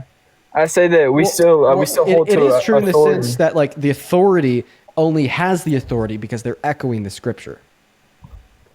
Well, yeah, I would just say that scripture is our only infallible authority. We still should look to our pastors and to our leaders as they uphold the sola scriptura. So I mean, I'd still right. But you look towards people to echo the scripture, right? But inevitably speaking, the scripture is the only infallible authority, as you just agreed to. All right. So here's the next question: does it describe anywhere in the Bible that like clearly some sins are worse than others outside of blasphemy? Say that again. Is there a clear description anywhere in the Bible that describes how some sins are worse than others outside of blasphemy? Or like, do we assume that all sins fall short of the glory of God? They're all kind of identical in the eyes of God outside of blasphemy? Well, I'd say they're all identical in the eyes of God as sin, but that doesn't mean that they should be all identical in like policy and in our world today. Boom! Actually, it kind of does. All right, because there's our problem. Because you just told me that in the eyes of your perfect divine moral standard, all sins are identical. So if they're identical in the eyes of the perfect divine, right? They obviously should be identical in your eyes too, right? And they should be identical in the eyes of the law for that reason. So therefore, if you want to ban abortion because you think it's a sin, do you also think that we should criminalize like telling your children that Santa Claus exists? Because that's technically a sin, as it's bearing false witness or lying. No, I don't think. I think all sin separates us from God, but I don't. So you're treating these two identical sins non-identically. Isn't that a contradiction? I don't think so.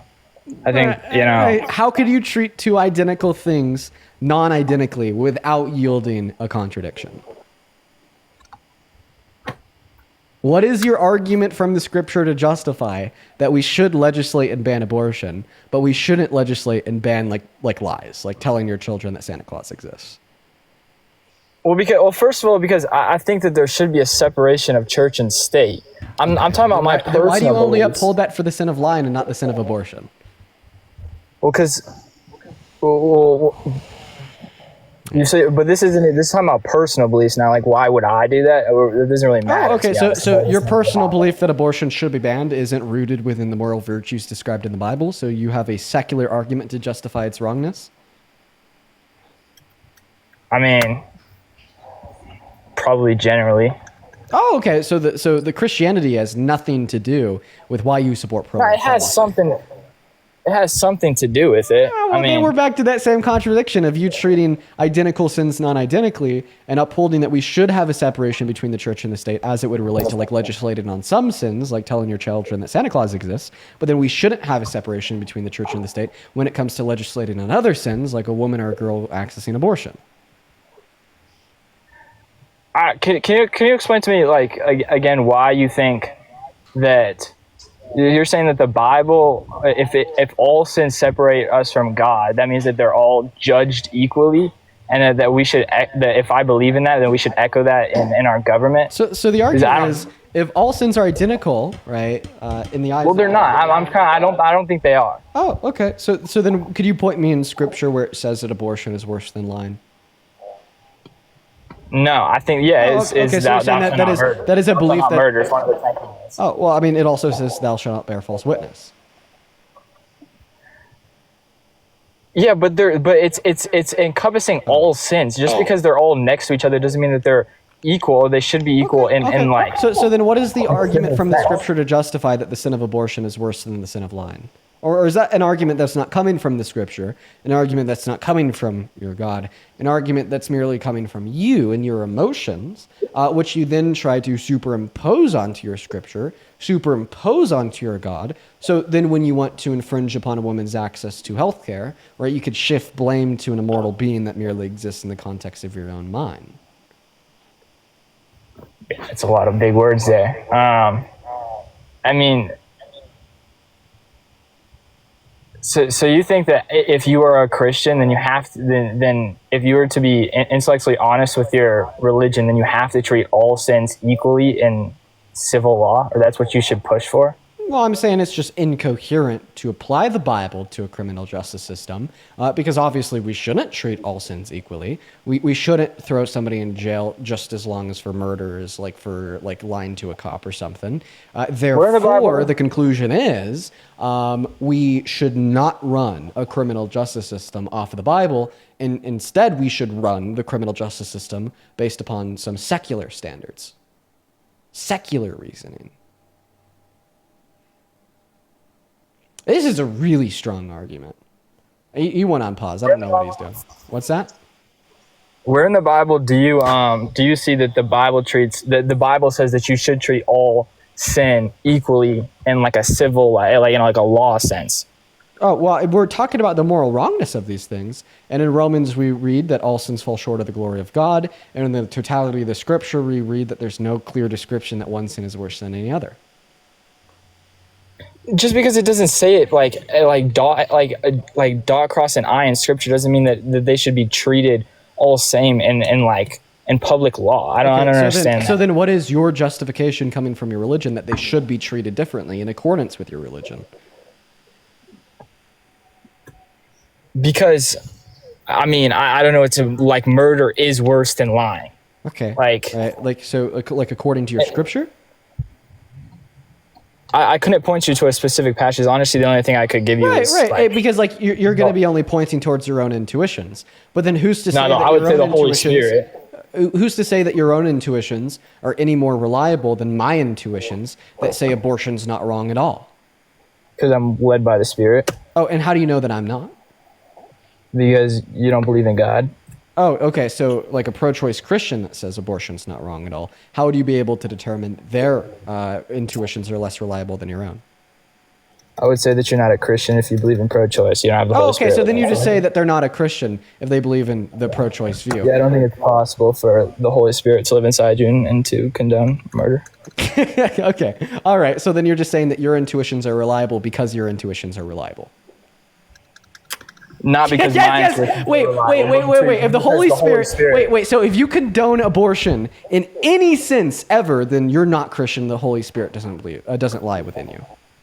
Well, I'm sorry. Our flesh. Can So still did you know that in contradict accordance the with this spirit. view that God's not Christian? No, our flesh can still contradict the spirit No, inside. listen. So No, I think if you think that allowing abortion means that you're not Christian, then Jesus isn't Christian. God's not Christian because he explicitly allows and condones abortion in Numbers 5. Yeah, I think you could go into like a really specific argument, but I think if let's go ahead and we'll just go ahead and read it. So in Numbers 5, it literally describes that if your wife cheats on you, right, well then you are to go to a priest and you are to get given this liquid, which will force a miscarriage amongst the fetus within the woman's womb that is conceived through the wife cheating on the husband. So you just said if you think that abortion is permissible in any circumstance, then you're not Christian.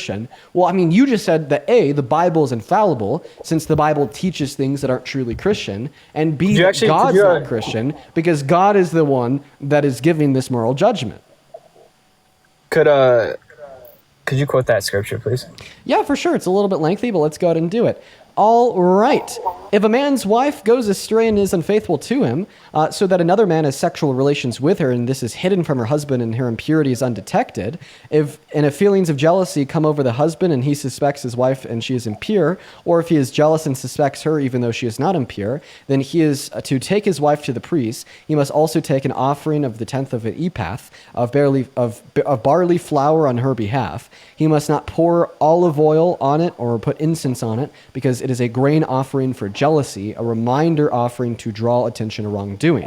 The priest shall bring her and have her stand before the Lord. Then he shall take some holy water in a clay jar and put some dust from the tabernacle floor into the water. After the priest has had the woman stand before the Lord, he shall loosen her hair and place her hands in the remainder offering, the grain offering for jealousy, while he himself holds the bitter water that brings a curse. Then the priest shall put the woman under oath and say to her, quote unquote, if no other man has had sexual relations with you and you've not gone astray and have become impure while married to your husband, may this bitter water bring about you a curse not to harm you. But if you have gone astray while married to your husband and you have made yourself impure by having sexual relations with a man other than your husband, here the priest is to put the woman under this curse. May the Lord cause you to become a curse among you and your people when he makes your womb miscarry and your abdomen swell. May this water that brings a curse enter your body so that your abdomen swells or your womb miscarries. I mean, yeah, I would just have to go deeper into the scripture there. I don't know if that's is like symbolizing like a curse that would happen after marriage or like miscarriage. I don't know how those were very specific. Those were very specific. Okay, if your wife cheats on you and she gets pregnant, you take your wife to a priest, and the priest gives her quote unquote bitter waters that makes her miscarry. That's an abortion. Yeah, I mean, even I don't understand. Like, is every translation translate that word to miscarry? Yep. Are you sure about that? Yes. Because I don't know if that would be true, and I don't. Yes. And also that is like Old Testament law, so it doesn't like apply to like today. Oh, okay. So abortion was okay back then, but it's not now. Aren't the wait? Aren't the 10 Commandments in the Old Testament? Yeah, I mean, there's some law that applies today. Oh, so the 10 Commandments don't apply today? There's different types of law. There's different types of law. Okay. So you'd say that God's moral commandment changes. So like one day he's like abortion is chill. The other day he's like abortion's not chill. Well, I know that. Yeah. That because God does something, it is good. But like why? Yeah. What do you believe in if you don't believe in God? Like, how do you believe? This is a huge fucking pivot. Okay, we're gonna stay on topic. No, I know, no. If you think abortion is permissible in every circumstance, in any circumstance ever, then you're not Christian. Well, you just said that the Bible is fallible and wasn't inspired by the Holy Spirit because it says abortion is permissible, and you think that God is evil because he thinks that there's specific scenarios where abortion is permissible. So seemingly, right, you just like are becoming a massive heretic in your defense of the view that abortion is murder. I mean, there's literally like 2 billion Christians on the planet, and there's been scholar after scholar after scholar after scholar. I think if the Bible actually condemned abortion, there's actually many Christian scholars that reject abortion as murder because of the assignment of non-personhood to fetuses in the Old Testament.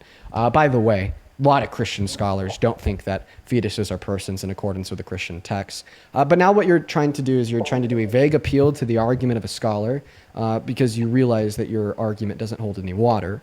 That argument being that if you're okay with abortion ever, then you're not Christian, but seemingly the Bible says abortion's okay in some circumstance, which means the Christian Bible isn't Christian.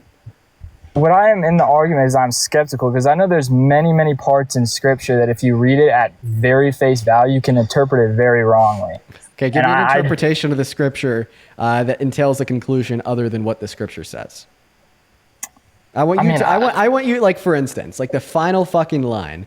Interpret, quote unquote, may this bitter water that brings a curse into your body so that your abdomen swells or your womb miscarries.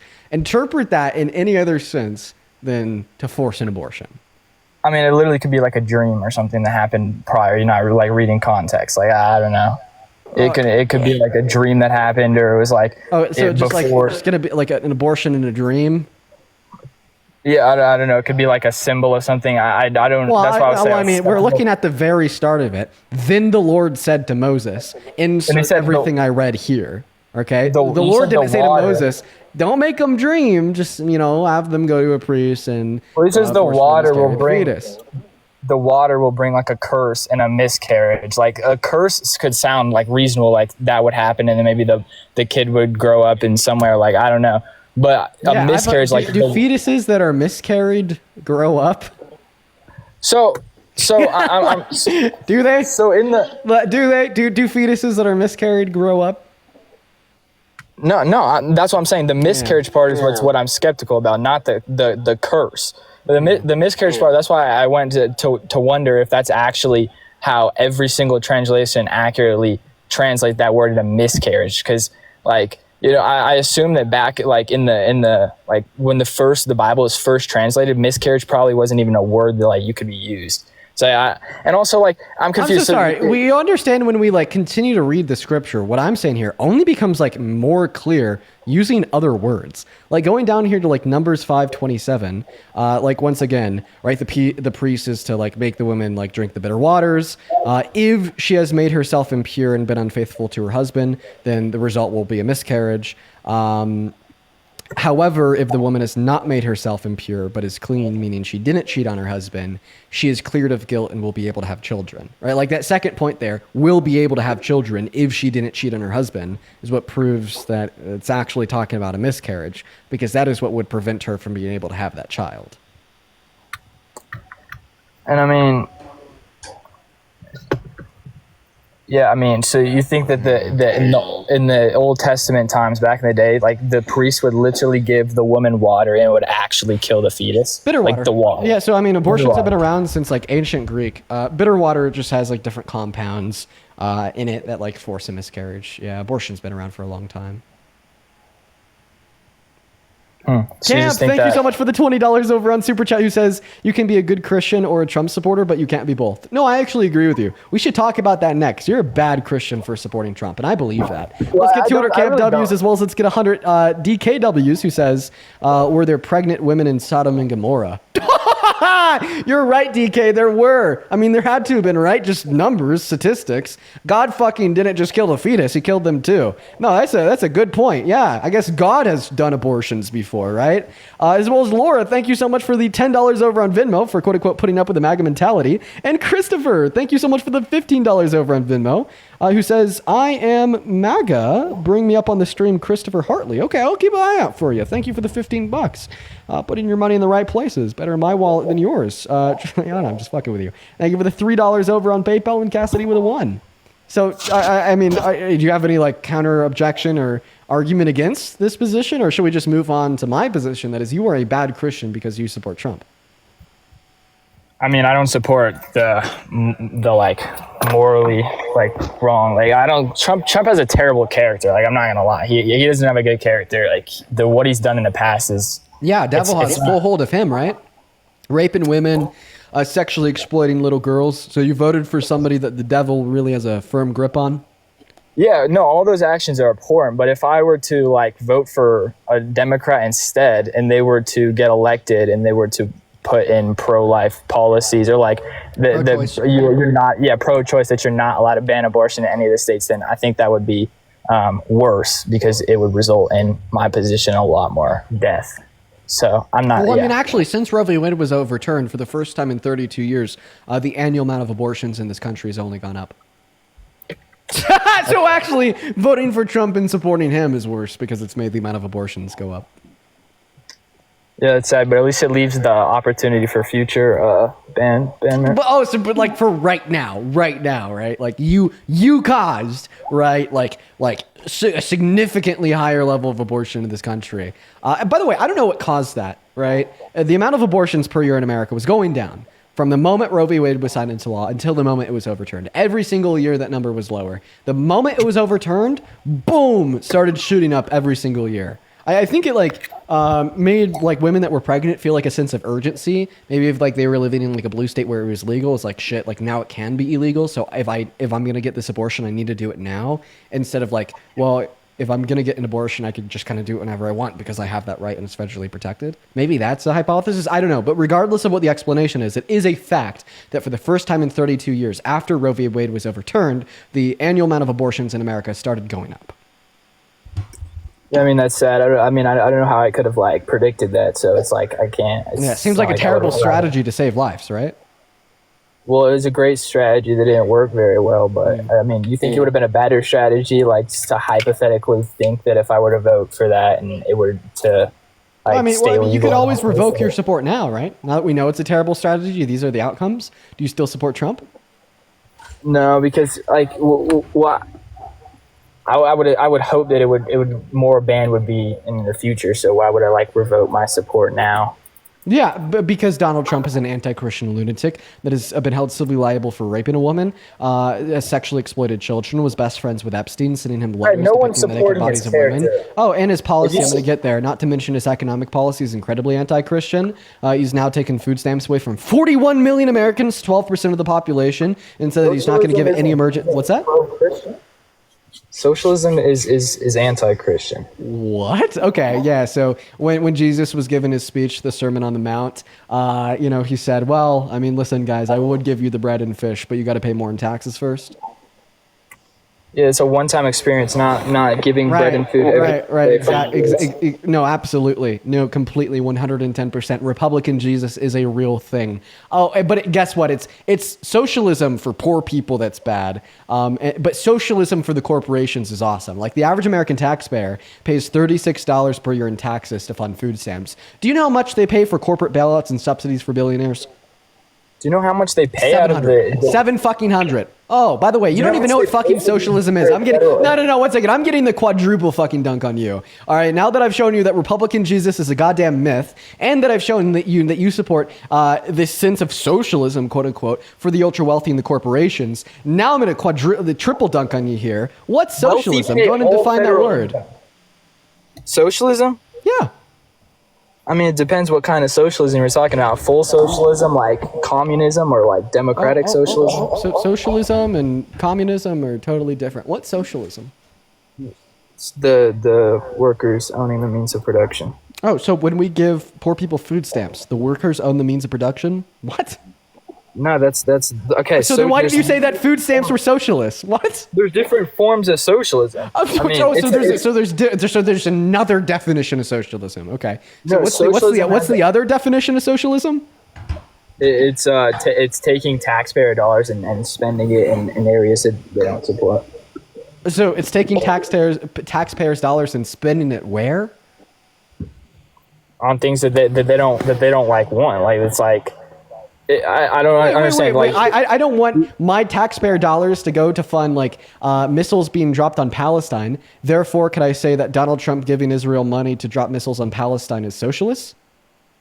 I'm saying you completely incoherent definition. Try again. What's socialism? It is the workers owning the means of production. That is what socialism is. Okay. Well, then why did you say it was socialist to give low-income Americans food stamps? Because it's like there's different forms of socialism. Okay, so then what's the definition of the form of socialism that makes it socialist to give low-income Americans food stamps? It's taking unreasonable. I mean, I don't know. I don't know the definition. I could give you like a practical thing that happens with socialism. Of course, you don't know the definition because you're just spewing shit out of your ass. When you don't like something, you just call it socialist. You call it communist. You call it Muslim. Okay, right? You just have these words that you use to apply to things that you don't like, so you don't have to engage in like reasonable discourse surrounding the facts of that thing. You just throw these keywords on it, then turn your blind eye and shake your fist in the air angrily.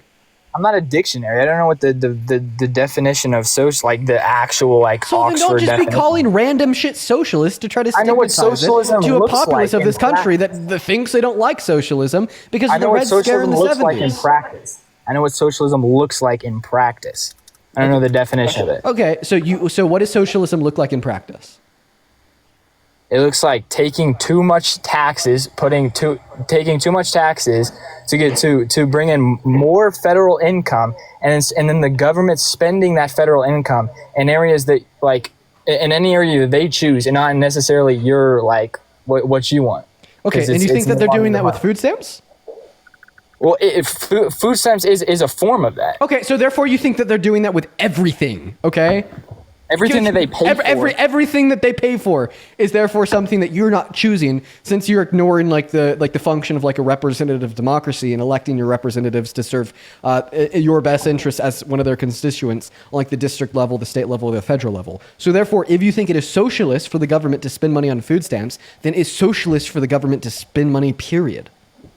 No, it's not. So it's. How is it socialist? How is it socialist for the government to spend money on food stamps, but like not socialist for the government to spend money on corporate bailouts? Not socialist for the government to spend money on it all the military. Is. Oh, so it all is. So the government spending the taxpayers' dollars, socialist. Period. So in all reality, right, what you're saying here isn't necessarily that you don't support the government spending money on food stamps. It's that you don't support the government spending money, period. Well, no, Donald Trump has already spent $5 trillion over the course of the last 10 months. He passed a big, beautiful bill that was the most expensive bill in American history. And the price of his policy compared to the projected price of Kamala Harris's was night and day, literally comparing $10 to $15 trillion to $48 trillion.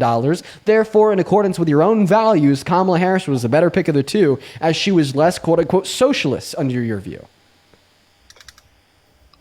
I mean, I don't know. I don't have all the facts on that. I think that Republicans tend to be less socialist. Like that's a fact. In accordance with your definition of socialist, you're wrong. Because they tend to spend more money. Donald Trump in his first term, he spent $8.4 trillion. Biden and Harris in their term, $4.6 trillion. More money than it's Donald Trump so far in his second term, $5 trillion, and we're only 10 months in. If they spend more money than it's due to just like them spending more money, like based off like loans and stuff, not based off of taxpayer dollars. Like, they're not. We're talking about new debt signed into law that's covered by the taxpayer. Yes.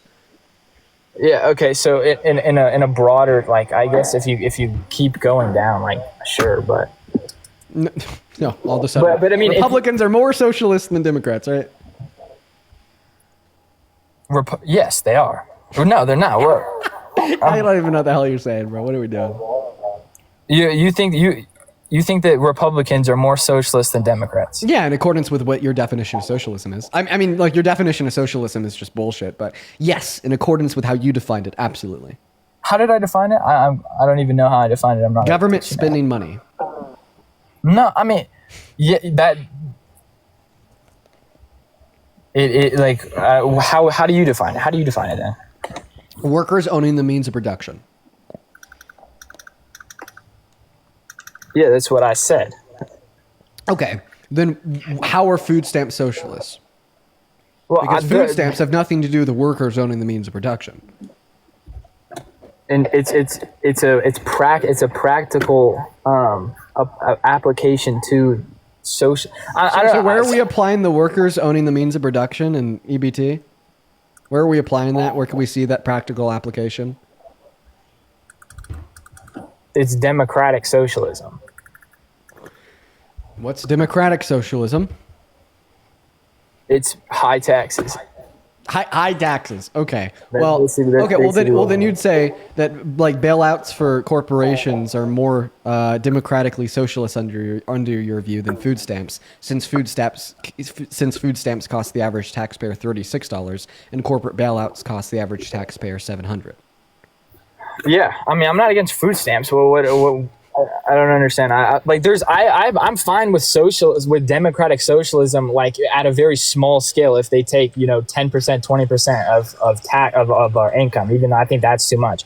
But I don't understand like when it gets higher than that, it's wrong. It's theft. Right, but just like by the way, democratic socialism is not just high taxes. Where are you getting these definitions from? Telegram, Facebook, And practical in the democratic socialism is the high taxes is what is the means of how you get democratic socialism. Like, so it's a means of how you get it. So it's not what it is. I mean, like, I'm just critiquing everything that you're saying so far, right? No, Now you've refuted that that's how you define democratic socialism, because the definition of democratic socialism won't be how you get democratic socialism. It just would be. How do you define it, bro? I'm not an Oxford dictionary. How would you define it?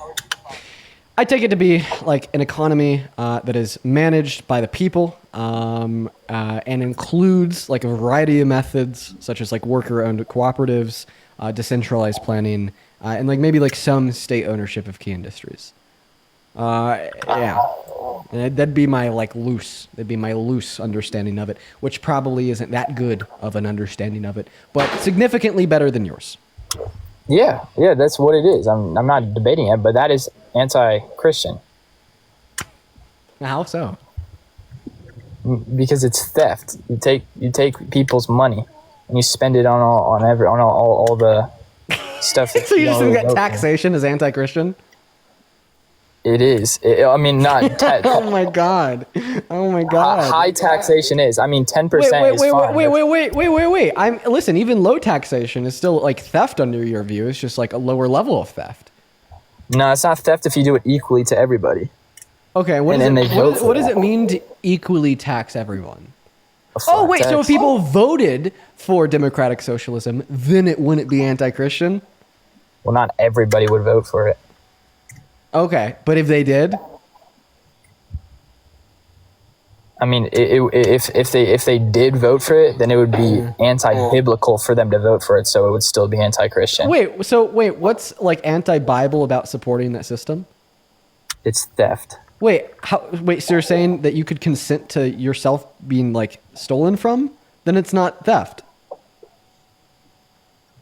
Yeah, I mean, okay, but you're basically saying if everyone agreed, right, to pay like this amount of taxes to support a system that is democratically socialist, well, then at that point it wouldn't be theft since everyone is consenting to it. Yeah, I mean, I guess that just would never happen, so I don't know what the point of bringing that up is. Okay, I have a question. Does everybody in America agree to every single place where tax dollars are spent? No. So then according to you, everywhere tax dollars are spent would include some level of theft, quote unquote? I mean, not every dollar, because there's some dollars that go to places that everyone supports. Like what? The fire department. No, not everyone supports that. One group of people that don't support that would be anarcho-libertarians. Anarcho-libertarians don't support taxation, period. Therefore, they don't even support their taxation being spent on police or fire departments. Better yet, they'd say that like non-monopolized, like private industries for like police departments and fire departments would work significantly better. Therefore, not even everybody agrees to firefighters. So therefore, every place where your tax dollars are spent in America today includes some level of theft. Okay, we're talking a very let's just talk about the realistic. No, answer my question. Every place where the tax dollars are spent in America today includes some level of theft, according to you, right? Dean, why are we talking about the hypothetical? We can talk about what actually happened. This isn't hypothetical to you. Like, it's actually like really the case that every place where tax dollars are spent would include some level of theft, according to your view. Like that's actually true. Sure. Okay, but let's talk about. Okay, let's talk about that. wait. So you just said that American taxation is anti-Christian? Yeah. Our tax. Right. We're gonna move on to the next guest. I gotta get broiled. All right. Sorry, we're gonna get back on topic here with Trump. We definitely got a little bit off topic there. I was just like kind of like seeing like where his view like was naturally leading us, and then I just kind of like kept going and I kept going and I kept going and I kept going. Kind of my fault there. Kind of my fault. All right, guys, hop inside of that queue. If you are an American adult that supports Trump as president, I will happily get you loaded up into the live to have a conversation with me. If you want to support me, you can find my Venmo and my PayPal in the link tree in my bio and TikTok, as well as right there. You could also find it in the pinned message over on the YouTube stream. But for now, we're going to go ahead and get our next guest loaded up in here. I got a couple people to thank. I really appreciate everyone so much for your love. Today's been okay, I fear. I feel like today's been okay. We're going to go to get that next guest loaded up here right now. We got Nova Visuals loading in. Let's see. Hey, A3 Studio, thank you so much for the $50 over on PayPal. Thank you so much for the love, A3 Studio. Dude, thank you. A3 Studio with a $50 says the roast on this current dude. Holy fuck, he's confused as hell. Yeah, I was being a little bit too mean to him. I just think that he doesn't like really understand those like concepts, which is like okay. Like I don't expect everybody to like understand what like socialism, communism, or democratic socialism are. I know that I don't even have a perfect understanding of them, but it's definitely like one thing to lack an understanding and not really talk about them. But it's a completely other thing to like lack an understanding than like talk about them with conviction, right? What's going on, Toast? Do you support Trump? No, Toast doesn't support Trump. Age? I'm not trusting. You're good. No way. Yeah. What time is it, Lewis? Okay. Oh, please don't kick me. Bye. Moving on to Thomas. Here we go, guys. I got Lewis up here, but he wasn't from America. But guys, let's seriously get 500 A3 Studio W's down below in that comment section, literally right now. Thank you so much once again.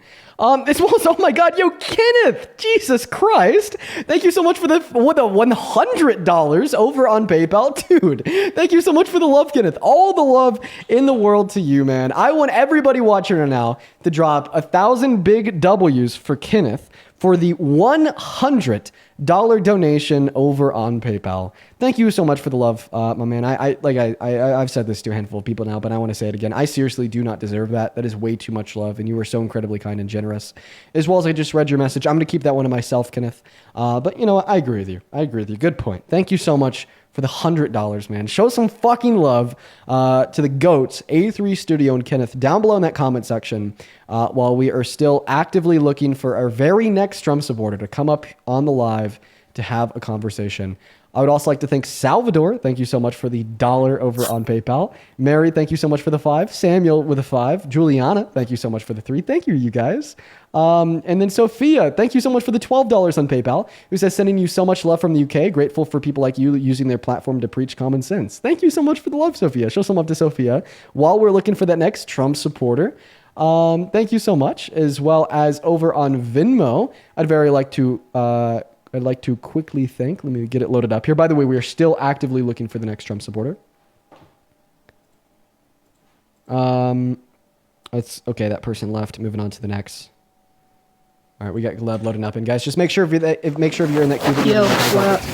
Hey, what's up? Do you support Trump? Are you MAGA? Oh yeah, I support Trump. And how old are you? I turned 13 like 7 months ago.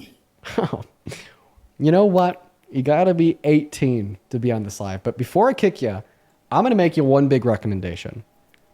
Don't get political when you're too young. You're 13. Enjoy your life. Hang out with your friends. Okay, play some video games. Do your homework. Don't be focused on politics. All right, I'm telling you, right? If you just stop focusing on politics and you just focus on trying to have fun in your youth, okay, building a good future, focusing on homework, so on and so forth, right, you will not regret it when you were my age, okay? Just wait until you're a little bit older to get involved in those things. But you have a good rest of your day. Young man, we are going to go ahead and move on to the next guest here. All right. Be a kid. Be a kid. Let's go to get that next Trump supporter loaded up into the box right now, everyone. I'm actually like very against Like Well, let's go to get that children next like Trump supporter loaded up into the box right now, everyone. Oh, Echo? Oh, the Echo's gone. Hey, what's up? Do you support Trump? I don't. I just wanted to say I really appreciate you and I love everything you do. Thank you so much, Mandy. That's very kind of you. Shout out to you. I'm going to finish what I was just saying right there. I'm actually very against like young children being involved in politics. I'm very against it. I think that young children like that don't focus on politics. I mean, I know that. Oh, you're a nice guy. Hey, what's up, Nick? Do you support Trump? Hello? Hello? Hey, do you support Trump? Oh, yeah. Okay. How old are you? 19. Okay. Perfect. I'm going to go ahead and pass you the mic so you could tell us why you support Trump here in a second. I just want to finish off that last statement and thank a handful of people. Very against like younger children being like politically active. I understand that politics can unfortunately influence the lives of younger children, but I feel like it's the burden of the parent, not of the child to, fight that cause. I'd also like to thank Thumb. Thank you so much for the $25 over on PayPal. Thank you so much for the love, Thumb. Thumb with the $25 says Baja Blast Fund. Bro, I fucking love these things, man. This is keeping me going. Dude, I'm energized. I love it. Thank you so much for the kindness, my man. It's good to see you. Let's get 250 Thumb W's down below in that comment section. Let's also get 100 Shannon W's for the $10 who says for being amazingly patient, trying to educate so many hateful and willfully ignorant people. I appreciate you for that love, Shannon. As well as Anthony. Thank you so much for the $20 over on Venmo, who says you are the GOAT. Your words to respectfully debate. All right, hurry up, dude. I don't got all day. Okay. I'm going to finish thanking my donors. I will. All right, you're a nice guy, but I don't got all day. Okay. All right. I'm gonna pick up exactly where You're a good I left kid. off. It's fine. I'm going to pick up exactly where I left off, and I'm not going to hurry up. In fact, I'm going to read them at the same exact pace I was before you made that very, very snarky comment. I understand your attention span is short because it has been absolutely fucking destroyed. I mean, you look like the type. You're a good kid. I get it. Because your attention span has been absolutely destroyed by like 15 No, minutes. there's no. I'm just saying you're a good kid. Yeah. You're a nice guy. Okay. I'm going to finish thanking Anthony now. Anthony with the $20 says, your words to respectfully debate MAGA every day will help me this holiday season when family will inevitably try to bring up how quote unquote great Trump is and other tough subjects to talk about. Thank you. Listen, man, you're going to kill it on Thanksgiving, Anthony. Appreciate you for the $20. Then another one here. Thank you so much, Brooke, for the $30 over on Venmo. Appreciate you for that love, Brooke. Brooke says MAGAs can't be Christian. I'd say there's definitely a lot of contradictions there to be a good Christian, 110%. But listen, I appreciate you so much for the $30, Brooke. Let's get 300 Brooke W's. Thank you so much for the love. And then Shelby, thank you so much for the 10. Taylor with a 5. Jameson with a 5. And then Taylor with a 5. Caleb with a 1. Cassidy with a 1. And then Laura, thank you so much for the $10 who says putting up with the MAGA mentality. Appreciate you so much for the love. And we've actually just had a handful of other donations come through. Rachel, thank you so much for the $5 over on PayPal. Thank you so much. Jacqueline, thank you for the $10 on PayPal, who says thank you for taking time out of your day to educate these hateful people. Appreciate you for that love, Jacqueline. Leanne, thank you so much for the $20 over on Venmo. Let's get 200 Leanne W's. Leanne with the $20 says, here's $20 just to make you spend time reading it out. Are you in like a donation generator? Just to make this dude wait because the world doesn't revolve around him. No, I'm just reading off the donations that people are sending to me. Thank you so much for the $20. So like, do you Leanne. use like a website for that, or just making up names, or? Oh no, these are real donations that the viewers are sending in. Oh, you're a good kid, dude. You're a nice guy. You're a weird guy. Really weird guy. Kayla, thank you for the $3 over on Venmo as well. All right. You're a good kid. It's fine. You're a weird guy. All right. We are all caught up at this point. If you want to support me over on Venmo or PayPal, you can actually find them right there alongside the bio over on TikTok and the pinned message on You're YouTube. You're a good kid. Okay, Anthony. Why do you support Trump? First off, he's a great guy. No, he's not. He's a rapist. He's got a pair of balls, right? I like that. He gets shit done. Did he get the new trade deal with Canada done? Did he get the new trade deal with China done? Did he get the release of the Epstein files done? Did he get the wall done? Did he get the infrastructure bill done? Did he get the... First off, you're a good kid, so chill out. This guy's fucking weird. weird. Don't need to... What do you mean? Why am I weird? Because you're a good kid? Stop calling me a good kid. You're a nice guy. It's fine. Look, not everybody's an asshole. You're a nice guy. How about this? That's all. How about this? Thank you. I appreciate you. You're a nice guy. That's all. I appreciate you for your kindness. Now you could stop repeating it. Just debate me. Okay, you can chill out. It's fine. I'm just saying. Well, I But heard. you got to think he's the greatest president probably ever. Okay, so name one policy that he's passed that makes him better than the guy that freed the slaves. He's freeing America. He's freeing America from poverty. I mean, so because of his administration, 41 million And the woke Americans left, are going to get right? going to get kicked off of food stamps. The purchasing power of over half of America is going to go down because of the big beautiful bill, and then his tariffs are going to be serving as a regressive tax that disproportionately impacts. wait, restart. Your bio says class of 2027. You're in high school, huh? No. So is that when you're graduating from college? Yeah. Well, actually, Do I sound like I'm in high school? Well, You're a nice guy, but I don't want to insult you. That would You're a line good up. kid, but I don't want to insult you. That would line up with college. It could be. Yeah. Like you're graduating. I mean, do you hear my 21. voice? Do I sound like a high school student? So what are you graduating at 21? No. I mean, that's possible. Yep. I don't know, guys. Chat. What do we want to do here? Because like it's Well, if possible. you're afraid that to class of debate me, you can 2020 just say it. How about this? What It's university fine. do you go to? You're a nice guy. What university do you go to? Arkansas. Okay. And how many are you working on a bachelor's? Yes. Yeah. Why do you have to have somebody whisper that in your ear? What? I heard somebody in the background go, yes. I think you're tripping balls, buddy. Why did somebody have to tell you that you're working on a bachelor's? Can I just You're hearing talk? shit, Can I just talk to your handler? You guys think I'm younger than 19? Like, who think you actually gonna listen to my voice and say this is a kid Listen, younger than 19 years old? We're gonna prove it with one question. Approximately, how many credit hours do you need per year to be on track for a 4-year degree? Credit hours? I need 12 credits per semester right now.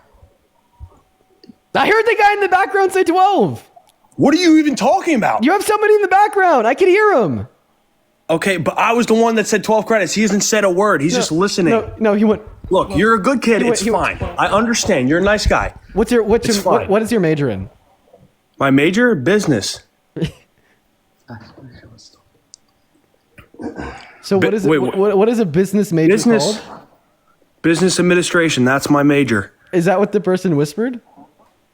Oh my, bro. Do you want to talk to him? Yes. You're a good kid. You want me to get the phone to him? Yes, I do. I do You're a want to nice talk to guy, him. dude. Hey, what's up, buddy? So now we're talking to the handler directly. Now you don't have to whisper in his ear The anymore. handler. Yeah. Oh God. Yeah, you know, you're like talking about like, oh, Biden's the puppet of the projecting. elite. Yeah, I mean, that guy's a puppet of you. You're a good kid, dude. You are a good kid. That's nice. Okay, how old are you? You want to ask me about my college, my college degree? how old are you? I'm 21. Yeah. Okay, what year were you born in? 1942. Oh, you guys sold it. You guys sold it. You fucking sold it. Oh, you go. I had a hunch. I had a hunch. They sold the bag. They sold the bag. They sold the bag. Moving on to the next guess. Moving on. Here we go. All right. Let's go to get that next guest loaded up into the box. Oh, he's a good kid. Good kid. You know, just was lying. Just good kid, though. Good kid. We're going to go to get Danny up on the left. That guy was a good kid. All right, here we go, guys. Everyone just give us a minute to get that next Trump supporter loaded up in here. Joshua, thank you for the 10 cents. Saying, Dean, what is your opinion on chicken tenders with ranch? I don't like ranch, but I do like chicken tenders. Trinity, thank you for the $5 on Venmo. Hello, do you support Trump? God bless you, everybody. What's that? Are you MAGA? Danny? You're a good kid. Just got to move on to the next guest. You take care. Good kid. Good kid. Moving on. Here we go, guys. Hop inside of that queue if you happen to be MAGA. We'll happily get you loaded up in here. Here we go, guys. All right, we got Kylie loading up. Just, guys, make sure if we are in the rules that you are MAGA. If you come up here and you're not MAGA, you're going to get a ban. All right. Welcome in, Kylie. Are you MAGA? I am not, and I will willingly leave if you want me to, but there are some of these topics that I would love to like debate on somebody with. Well, yeah, unfortunately right now, I'm just kind of doing 1v1s, but Kylie, I appreciate you so much for coming up and thank you for being here. And I hope that you have a good rest of your day. We're going to get that next Trump supporter loaded up in here. You know what? Actually, I want to ask this question. Is there a woman watching the live that supports Trump as president? Okay. All day. All of yesterday. All of the day before that. We've only been talking to men. All right. Hey, Colin, fish emoji, eagle emoji, American flag emoji. Don't be saying me in the chat. Come on. What are we doing? What the fuck? All right, we're gonna. Okay, what I want, if you are a MAGA woman, say me in that chat. All right, say me, dude. Colin, you're not a woman. Okay. All right, Colin. Stop saying that Colin fish emoji, Catholic with cross in bio. Stop saying that, Colin. All right, guys. Let's see. Looking for one MAGA woman to come up here and debate us. Let me know in the chat if that's you. Okay, I think we found one. Woo! I think we found a MAGA woman. Hello. So you support Trump? Yes. Okay, and how old are you? I'm 18. What year were you born in? 2007. And why the hell do you support the worst president of your 18 years of life, Mr. Donald J. Trump? So, I'm sorry. I don't actually, but I love you. And you've really helped me out. I apologize for wasting your time, but fuck the MAGA kids. You're gonna get banned. I'm just kidding. I didn't actually ban her. I just disconnected her. Moving on to the next guest, guys. Stop yanking my chain. Well, I mean, this person's name is Red Lady Red. Hi, do you support Trump? Hi. Red Lady Red, are you here? Yes, I'm here. Do you support Trump? Yes, I do. Okay, Harsh K, do you support Trump? I do and not. What's that? I do it half of it, but Okay. not half of it. Harsh K, feel free to hop back in that queue. I guess we're just gonna go one guest at a time. We'll start with Red Lady Red. It's a pleasure to meet you. I'm going to go ahead and thank a couple people here. Then I'll pass you the mic and you can tell us why you support Trump. DK, thank you so much for the $5 over on Super Chat. Really appreciate you so much for your kindness. As well as Mia, thank you for the $5 over on Venmo. Sophie with the $2. Both of Mia and Sophie say, you're a good kid. You're a nice guy. Appreciate you guys for the love. As well as Isabella, thank you so much for the 5. Trinity and Sam, appreciate you guys for the 5. And Shannon, thank you for the 5. You guys are awesome. As well as back over on PayPal, I'd very, very quickly like to thank, let's see here, Charmaine with the $3, Javier with the $5, and Kevin with the $5. Appreciate you guys so much. Go ahead and take it away, Red Lady Red. Why do you support Trump? Because I didn't like the direction in which the Democrats was leading this country into. Okay, so what direction But are we mostly heading in now because that's he's- better? You said what directions that we're headed into? Yeah, now that's better. Oh, you said that's better. Well, for one, our kids don't have to be subjected to live in delusion with people who want the world to live in delusions with them, nor do they have to be forced to think something's wrong with them because they might wake up and feel a little bit different. If I had to guess, are you anti-trans and that's why you support Trump? Are you talking about? See, that's the thing. Why do y'all? I'm not. I don't. I could care less about what a person want to do in their individual lives. Yeah. That part I don't have a problem with. If a person want to be trans or whatever they want to identify as, that's them. What do that have to do with me? Why should it be forced on me? I'm not forcing. I'm not forcing my life choices on you, ma'am. Are you saying that Joe Biden was trying to force you into being trans? No, I didn't say that. What the fuck are I'm you saying talking about? meaning they're trying to, just like you see how you just called me anti-trans because I said what I didn't want my children to be forced or things forced on me. See, that's what I mean by that. You can't sit here and try to call me something because I don't agree with your lifestyle, because I'm not calling you anything. But if you want to live in a delusion, I shouldn't be forced to have to live in that delusion with you. Okay. Well, Nor am I willing to okay. be called a cis woman when I'm a biological woman. Oh no, man. I'm gonna be honest. I'm not the makeup. I'm the real thing. I'm gonna be honest with you. Okay, the only party that says men are women, right, are the right. Okay, how did the right treat Michelle Obama? She's a man. She's a man. She's a man. How is the right treating the wife of President Macron in France? She's a man. She's a man. She's a man. Okay, right. So when it comes to trans individuals, trans women are women, trans men are men. Okay, it's not saying that men are women. It's saying that women are women. And the only party that says men are women would be the right, with the two examples that I just gave you and many, many more. That's not no example. An example of trans is if I could physically look at you and you look like a man in a dress, and then you get offended because I call you a man because you physically look like one to me. How can you be offended because you are a man in a dress? Okay. All right. Well, now seemingly like you're shifting the goalposts away from are trans women women, are trans men men, into if you misgender. Trans women are men. Okay. All right. A trans woman is a man. Can I speak? Can I speak? Okay. Go ahead. I completely disagree with you.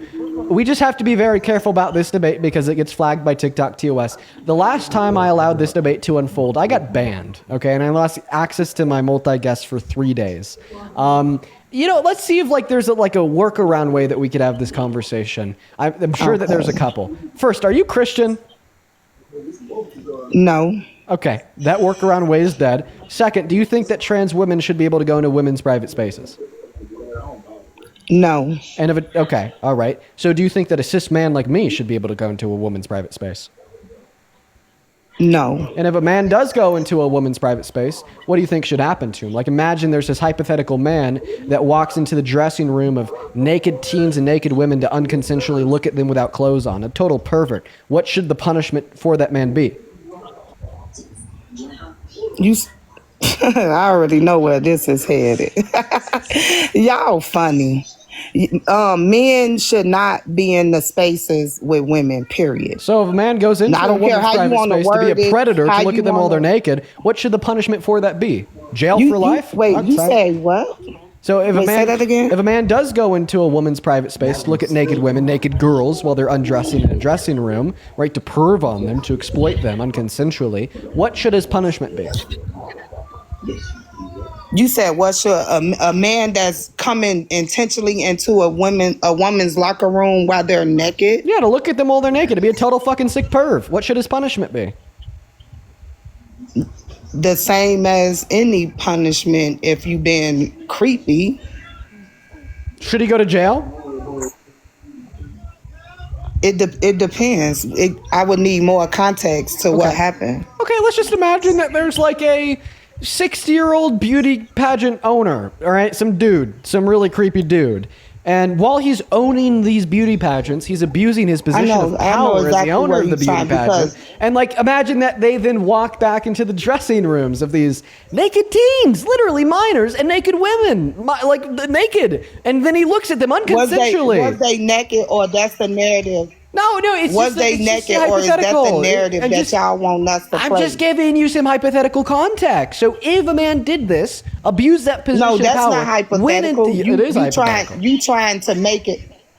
No, you're trying to paint it as if I'm okay with that, then why I shouldn't be okay with a man just coming into a bathroom with a woman. That is inappropriate. You're thinking it's inappropriate for men to be in the bathroom with women. You're thinking way too far ahead, okay?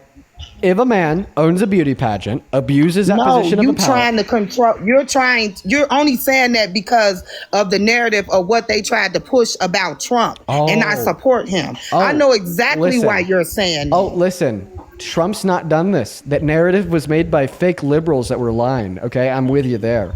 It's not about Trump. Okay. That is where you was going with no. Come Listen on, to my be words. For real. This isn't about Trump. Be for real. Trump okay, so I have a question to you. Do you have any kids? I'll let you ask your question after you answer mine. Okay, what's the question? All right, remember, nothing to do with Trump. Okay, Trump hasn't done this. The liberals, they try to fake this narrative. Quite frankly, fucking delusional, dude. God, I mean, just get a load of the liberals, right? But listen, hypothetically, if some random guy, not Trump, because he's a good guy, a very good guy, not Trump, were to like own a beauty pageant and were to like walk backstage and look at the naked women, look at the naked girls unconsensually. A pervert. If a man is being a pervert and he's coming in on women and he know that they is naked, yes, something should be done to him. Would you ever? Can we move along? Okay, now that you've answered that question, something should be done. He should face the consequences, punishment for his actions. Hypothetically, if a man did that, would you ever support them as president? Hypothetically.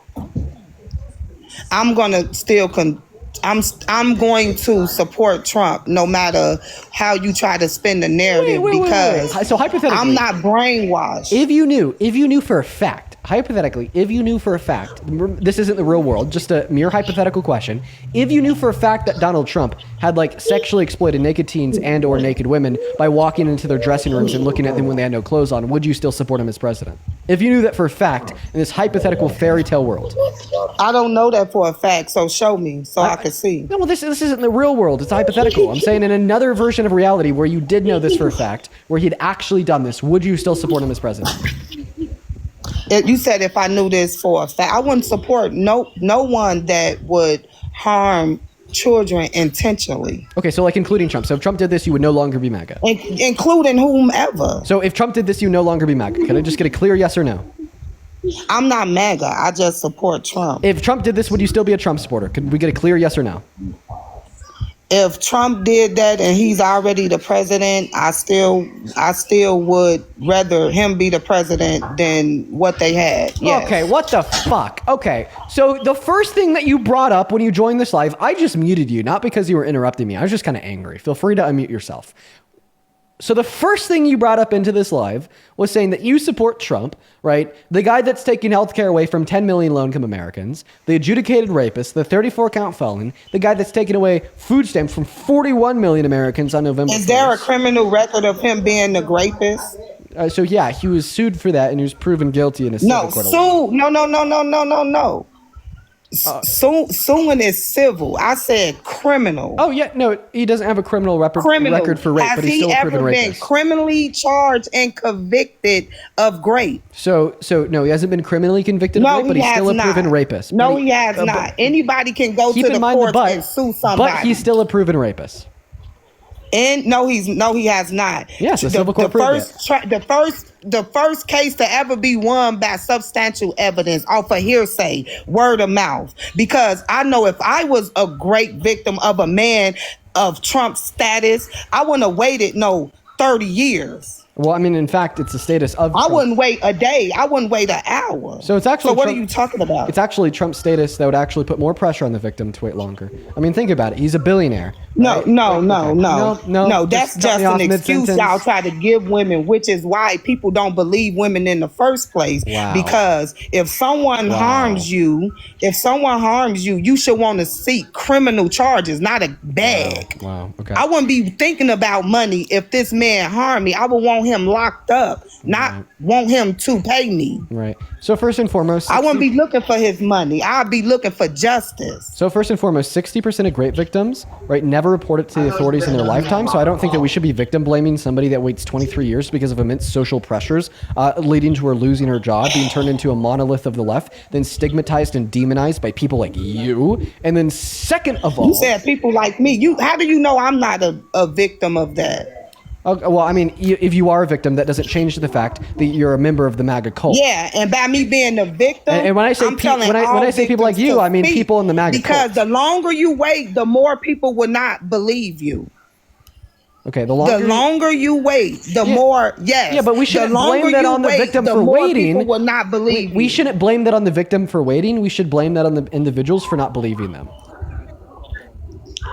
No, we should blame it on them. On the victim, we should blame it on the victim. So we should do victim. If you want to seek justice, we should do victim blame. I just want to be clear. I just want to be clear. Your point is we should victim blame. That's your argument. I mean, you could use whatever words you want to play to make you feel better or to entertain your audience. I get it. But like I'm saying is, if you sit around and wait, justice won't be served. Now you giving that predator the opportunity to do it to more and more people. So what do you mean? It stops. It stops at the point of you opening your mouth. Listen, I will actually not have a conversation with this about you until we can agree that we should condemn the predator. Okay, what you're trying to do is you're trying to say, well, if yes, you're a victim, we should listen to what I'm saying without interrupting me. Listen to what I'm saying without interrupting me. Okay, I'm sorry. So listen, what you're saying is that, right, if you are raped, you should immediately report it and you should pursue criminal charges. I'm not willing to have a conversation with you about what victims should or shouldn't do until you can fucking sit here and denounce the rapist, okay? If you can't denounce the rapist, then you have absolutely no right denouncing any action of the victim. Because any action of the victim following that occurrence, waiting a year, waiting 23, ultimately is minuscule and uncomparable to the harm onset by the rape in the first place. And if you're unwilling to condemn that rape, then you're a goddamn hypocrite for condemning any action of the victim following that, such as waiting 23 I'm years. not. Look, hoes. I'm not condemning the person that is getting harmed. What I'm saying is, if that person wants justice, right? Because if I don't tell what you did to me, then that give you an opportunity to do it to someone else. So at some point, one of us has to have the courage enough to stop it. Okay. To stop and speak up. So here's no matter the consequences. What you're trying because to do, that's the only way they're going to be stopped. So what you're trying to do is you're trying to demonize E. Jean Carroll. You're attempting to paint her as a bad person by saying, well, E. Jean Carroll allowed for potentially... No, that's what you're painting her as. I'm just stating my opinion. Okay, well, I feel that they should report it immediately. Let me know when I can finish. That's my opinion of it. I'm not questioning her at all. I'm just questioning why was she, if he did that to her, why would she not speak up sooner and allow him to be able to do it to somebody else if that is true? You will want to seek for justice so that they can go to jail. Yeah. So there's many reasons why victims will not immediately report a rape. The most predominant reason would be the negative social repercussions that they'd experience given that they would report the rape. Okay, like for instance, when you accuse somebody that is very powerful, right, and has a lot of control over where you live, such as Donald Trump did in New York City, well then all of a sudden your questioning of your job will be on the line. Your questioning of your status with your friends will be on the line. Your questioning if you will be socially ostracized and outcasted because of the immense amount of victim blaming in your community. Right? And because you are perceiving those potential negative repercussions of reporting your rape. Has me telling the victim to report. Has that demonizing them. Okay. Let me know when I could finish. The point is to stop the rapist, right? Listen. The only way to stop a rapist is to speak up. Okay. I will happily finish speaking when you stop interrupting me. Okay, I do apologize. Even though I didn't think I was interrupting you, but I apologize. Go ahead. So those are the reasons why many victims will wait to report rape. In fact, I want you to understand this next point incredibly clear. You promote those reasons.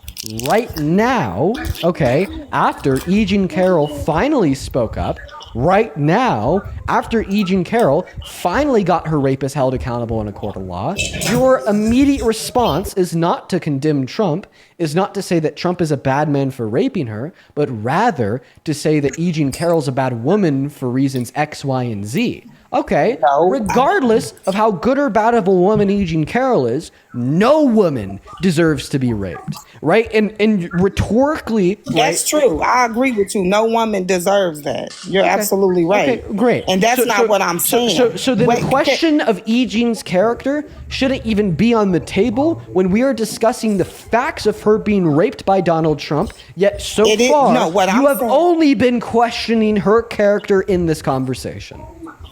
You want to know why I'm questioning her character? Because it seemed more like it's a money bag grab. Because when it happened, he wasn't in a position that he is now. He's more powerful. He was more powerful on the day she spoke versus the day it happened. So all of that stuff you just said, that goes out the window because he's more powerful on today than he was then. Point number one, how could she predict that he'd become more powerful? Point number two, what if she just grew up and like continued to like think about it and then realized like shit, like he's just going to continue to become more and more powerful, and that she like finally like grew the ability to like come out about these experiences? Or point number three, what if she saw him possess the significant level of power, that level of power literally being the presidency of the goddamn United States of America, and she was fulfilling a goddamn patriotic duty by informing the constituents of this country that he is a rapist, so they know exactly who they are supporting.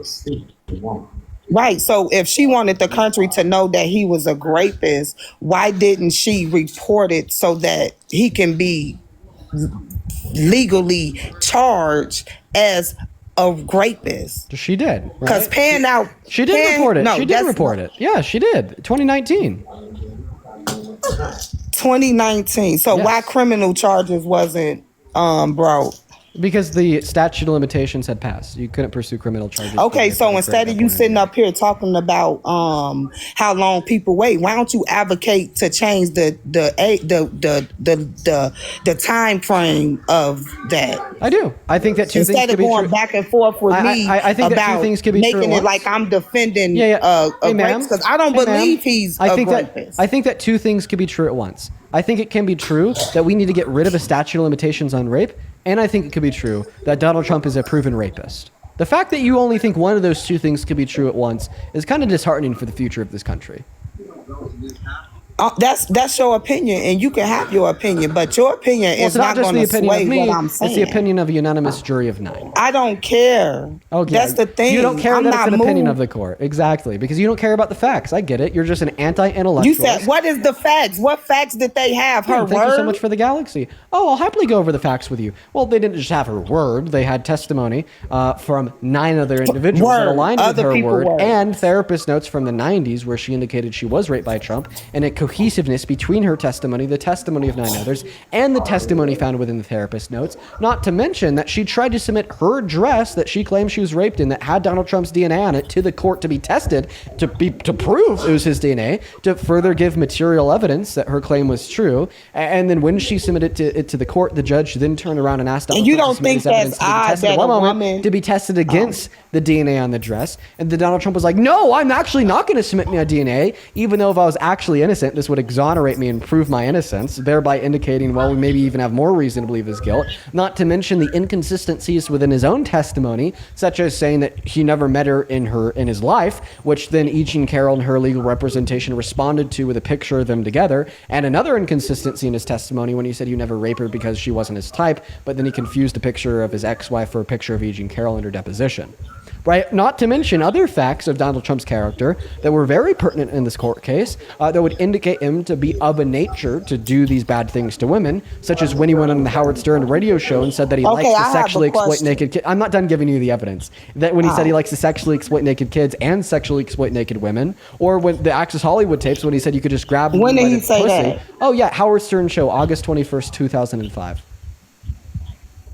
You said on whose show he said what? Howard Stern show, he said that he likes to sexually exploit kids and women.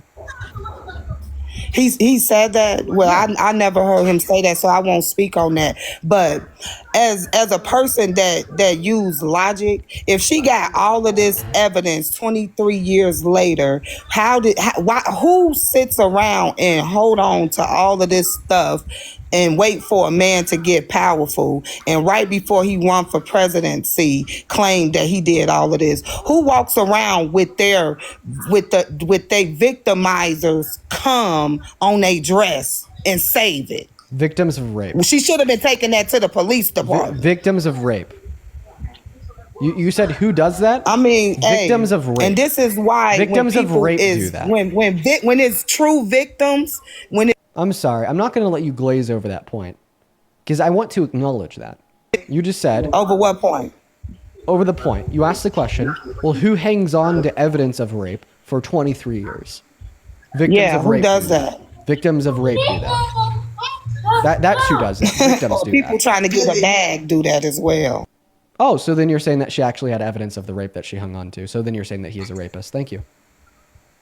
No, what I'm Oh saying wait! Oh, is, see! if Oh he no, did, no! Yeah. Oh he yeah. did You do see, that do you see to how that her. works against? I mean, y'all, You see that how shit works don't against you work with there? me. I get your point, and I know you're trying to entertain your guests. I get that. No, this but has nothing to do that's about not the going to stop entertainment of me my from guests. This is using about trying common to get sense and logic.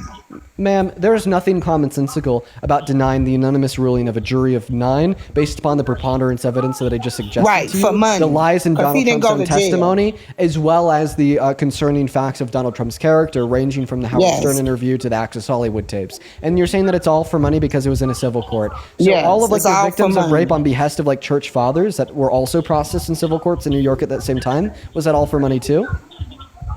I'm talking about a woman that holds on to that much evidence. Yeah, by as the way, you say. in that civil court, you only get the money if the jury does what? Agrees with you. And in order for the jury to agree with you, you Right, have to prove anybody it. can Yeah, go thank you sue. so I much. can go sue right now. I can go make up a whole story and go F the man and hold his sperm too, and then come back and say he raped me for a bag. Wait, so you but think I that- wait so you- long enough, so I can't you bring think- criminal so, charges. Wait. So you think that anybody could just go to civil court and prove rape that never happened? You said, dude, she took it to civil court at a time where they was trying to lock Trump up to prevent him from becoming the president. Yeah. So yeah, She took it to the court at a time when he was running for re-election. Yes. How does this prove that she wasn't actually raped?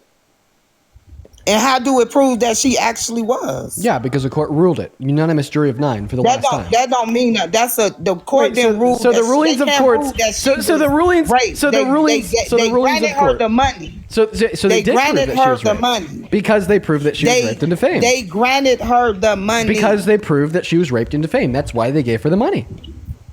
No, if he was proved of raping her, why he didn't go to jail? Because it was a civil court. They determined financial responsibility, not criminal responsibility. Can't go to jail. Right, for a she civil didn't case. take it to criminal court Because as I she told you wouldn't 10 have minutes, won. no, because as I told you 10 minutes ago, the statute of limitations ran out. Hey, actually, can you name a Right, reason? but my thing is she could have got it before that was up, considering that she right. had all that evidence. Right. So you're right. So why would you seek? You're why right. She could have pursued criminal charges in 1996. Yes, and why didn't she? Oh, well, now we're right back to the victim blaming. Okay, right? The motivations and reasons why she didn't pursue criminal charges are irrelevant to the preponderance of evidence suggested inside of that civil court proceeding that proved Donald Trump raped her. But once again, for the very last time, the reasons why she didn't pursue criminal charges was because of the impact that she would have suffered based upon the allegation that she would have made against Trump.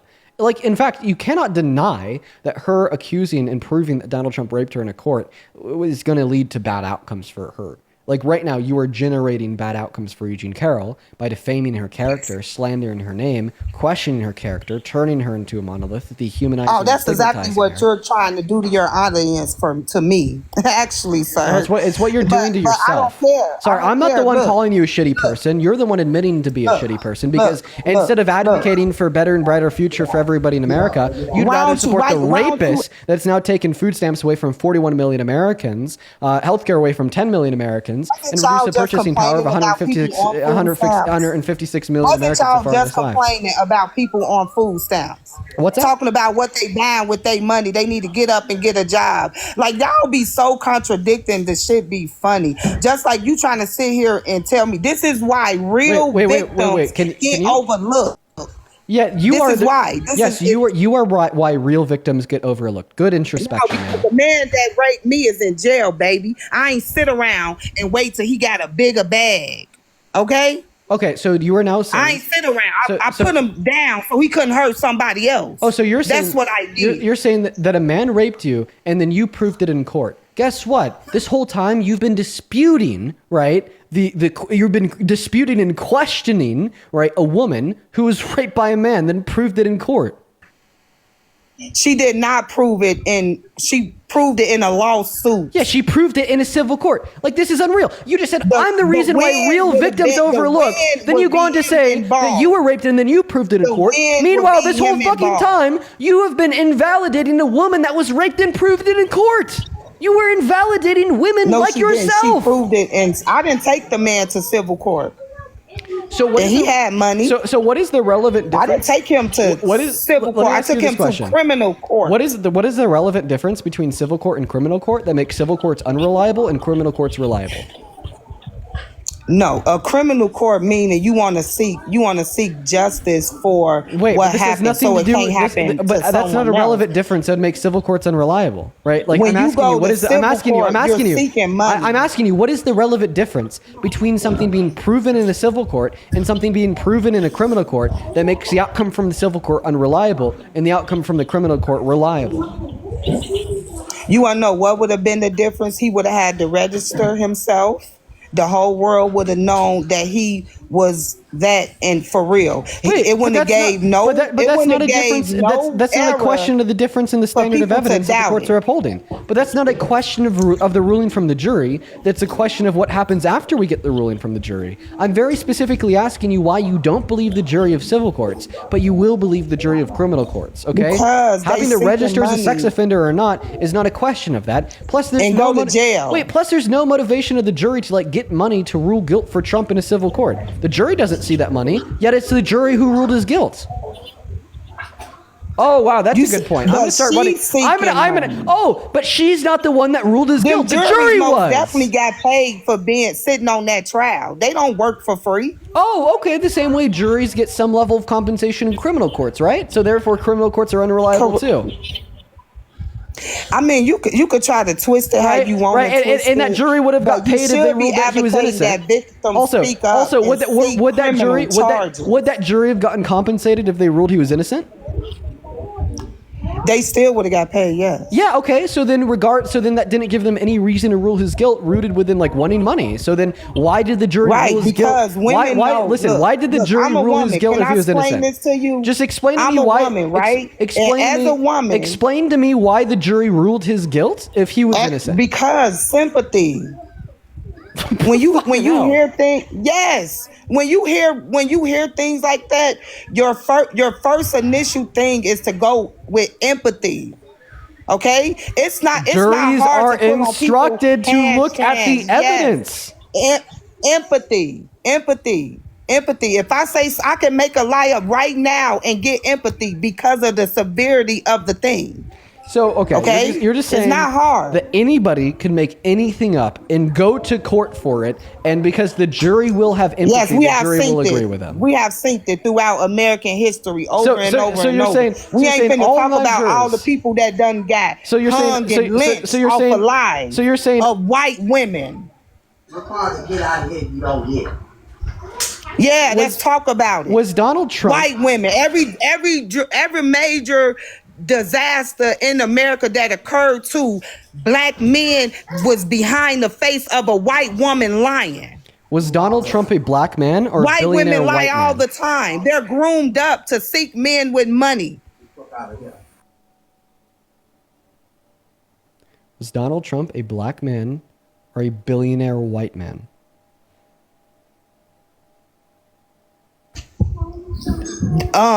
Was Donald Trump accused of not a white woman? So you were literally saying that you don't believe E. Jean Carroll was raped because she's a white woman. No, I don't. What? And I say it again. I fuck? don't believe her. Because she's a white woman? Yeah, who waited 30 years. So you don't believe that white women can get raped?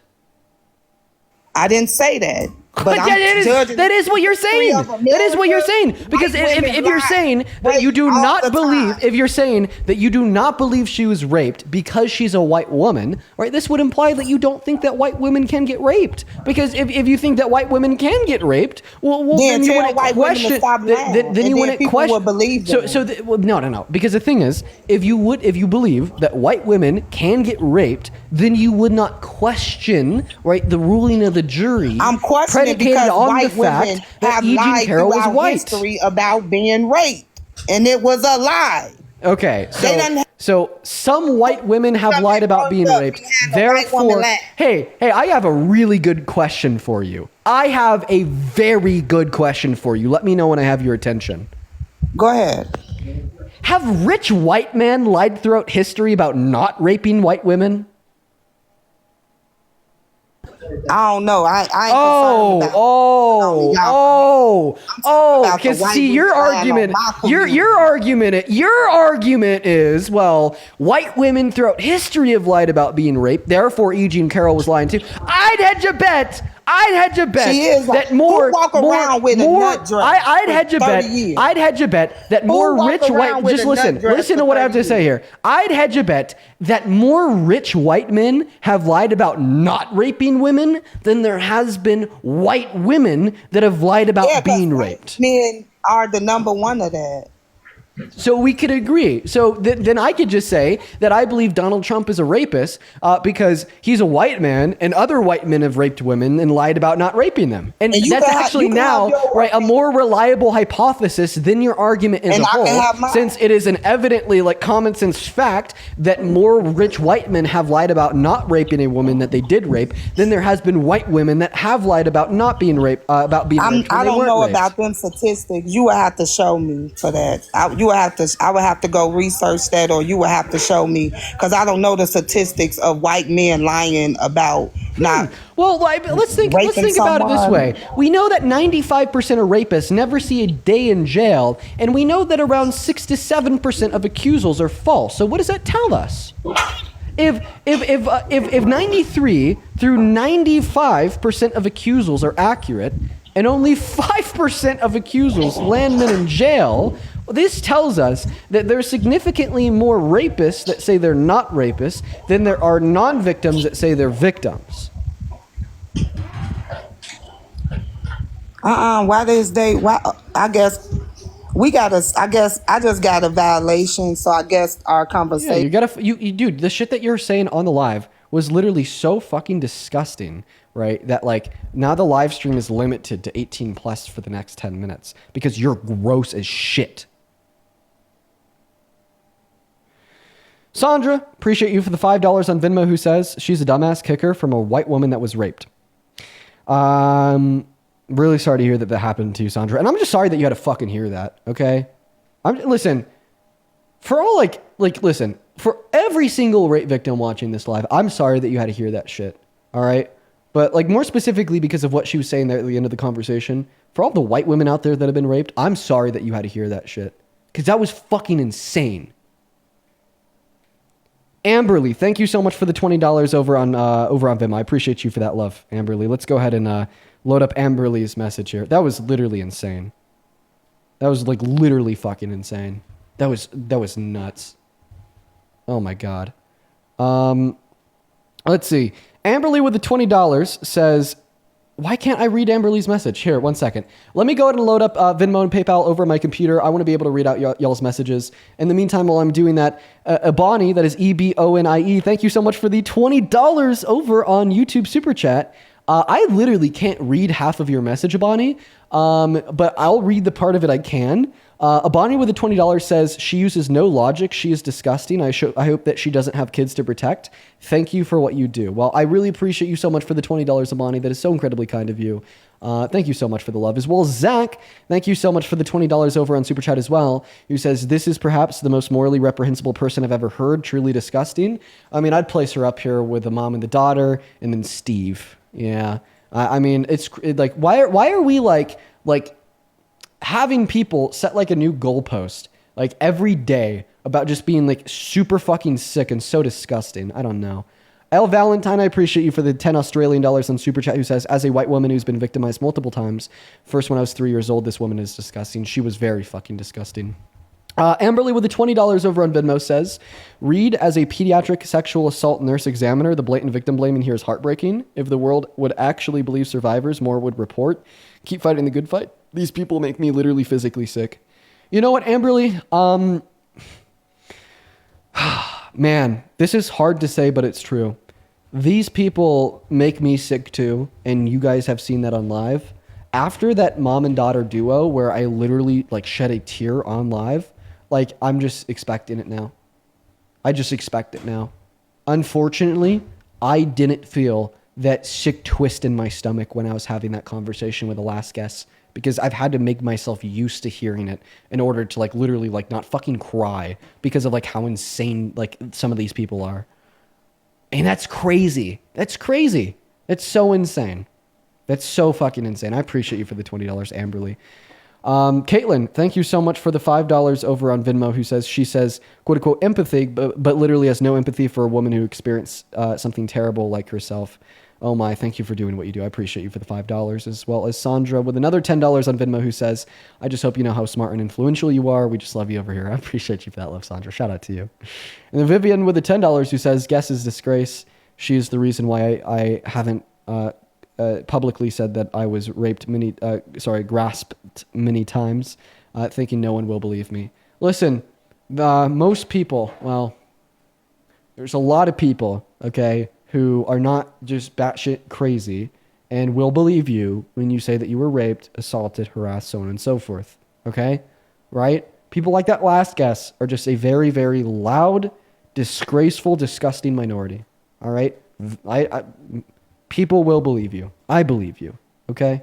I believe you, Vivian. Thank you for the $10, and I'm really sorry to hear that happened to you. As well as Jennifer, thank you so much for the $20 on Venmo, who says, this woman is why when I was getting ready to go for court for my own essay, my lawyer told me that women on the jury will be my harshest critics because they will create a me versus them mentality and tell themselves, quote unquote, I would never put myself in that position. Well, I mean, I appreciate you for the $20, Jennifer. Interesting. And I'm once again really sorry to hear that happened to you, man. You know, it is just so disheartening. Reading through these messages after the fact, after I talked to a guest like that, and just seeing like all these messages like pouring in, saying this is why I didn't report it, like this is why I haven't discussed it, this is like why I feel so blamed and shamed, and I'm just like, I want to say this to everybody, like I'm really fucking sorry that these things happen to you guys. And I'm really sorry that this is an experience that you've had to live with because of how fucked up society can be. Jen, thank you so much for the $10 over on Vim. I appreciate you for that love, Jen. Then Jamie with the $10. Thank you so much for the love, Jamie. ISIS with the $10 says, it's so selfish and tone deaf for her to minimize the trauma that comes with standing up for herself. It took me 20 years. I'd love to talk to this woman. You know what, ISIS? I would have let you up if she was still up here and that's something that you'd like to do. But she's gone now. Chloe, thank you for the $5. Linda, thank you so much for the $25 over on Venmo, who says, you give me hope for the future. Thank you. Well, Linda, I'm happy that the streams give you some hope. I think the future is bright. I think we'll end up just all right, but we definitely got to be able to fight for it. Thank you for the $25, Linda. Shanara, thank you for the $20, who says, thank you for being a voice for human rights and our best interests. No monarchs, except drag queens and kings. Shout out to you, Shanara. I appreciate you for the $20 and the funny ass message.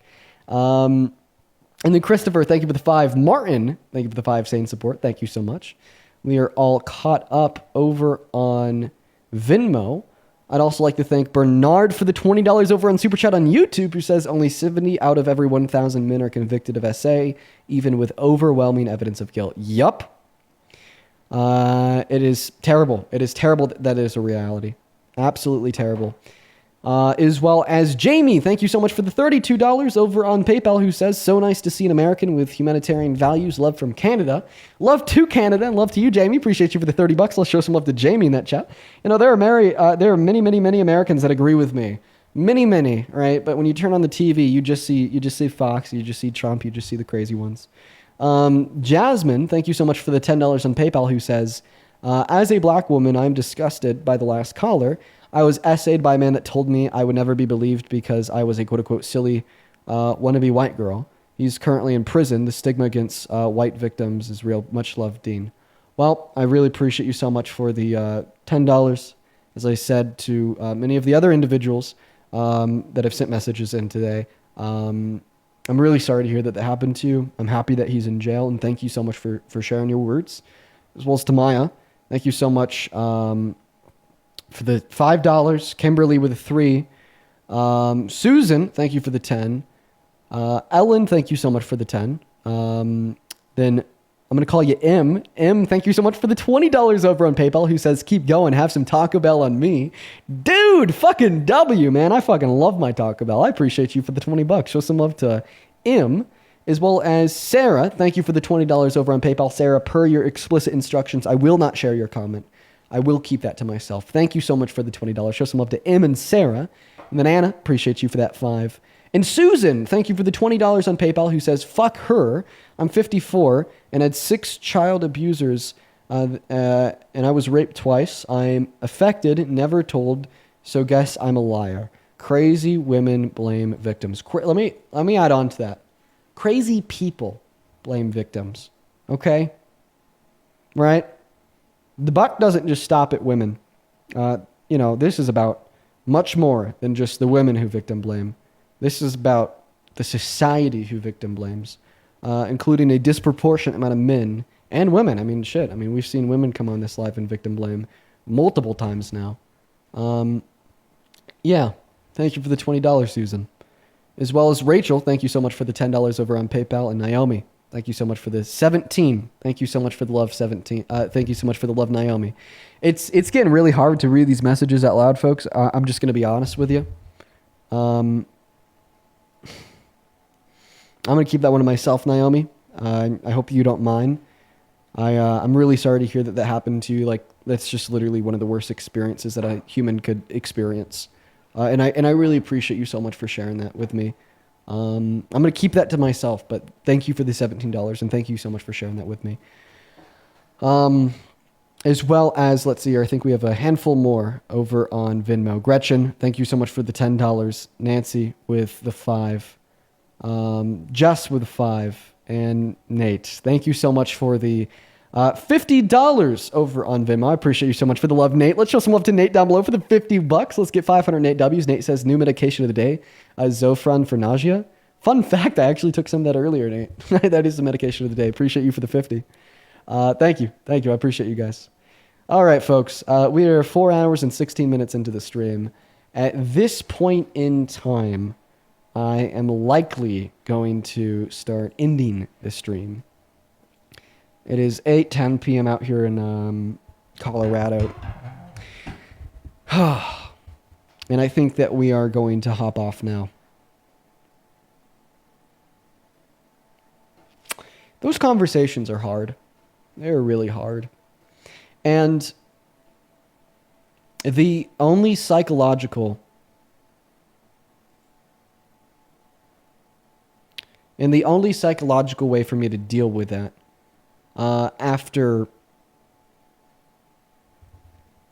having so many of these conversations on live with people like that last lady, the mother and daughter duo, or Crazy Steve or Crazy Phil, is to be able to work myself to a point where I could hear that and not have a sufficiently strong emotional reaction where I can't have conversation with them and break down. Because of people like that last guest, the mom-daughter duo, Steve, Phil, so on and so forth, I've had to desensitize myself to rape.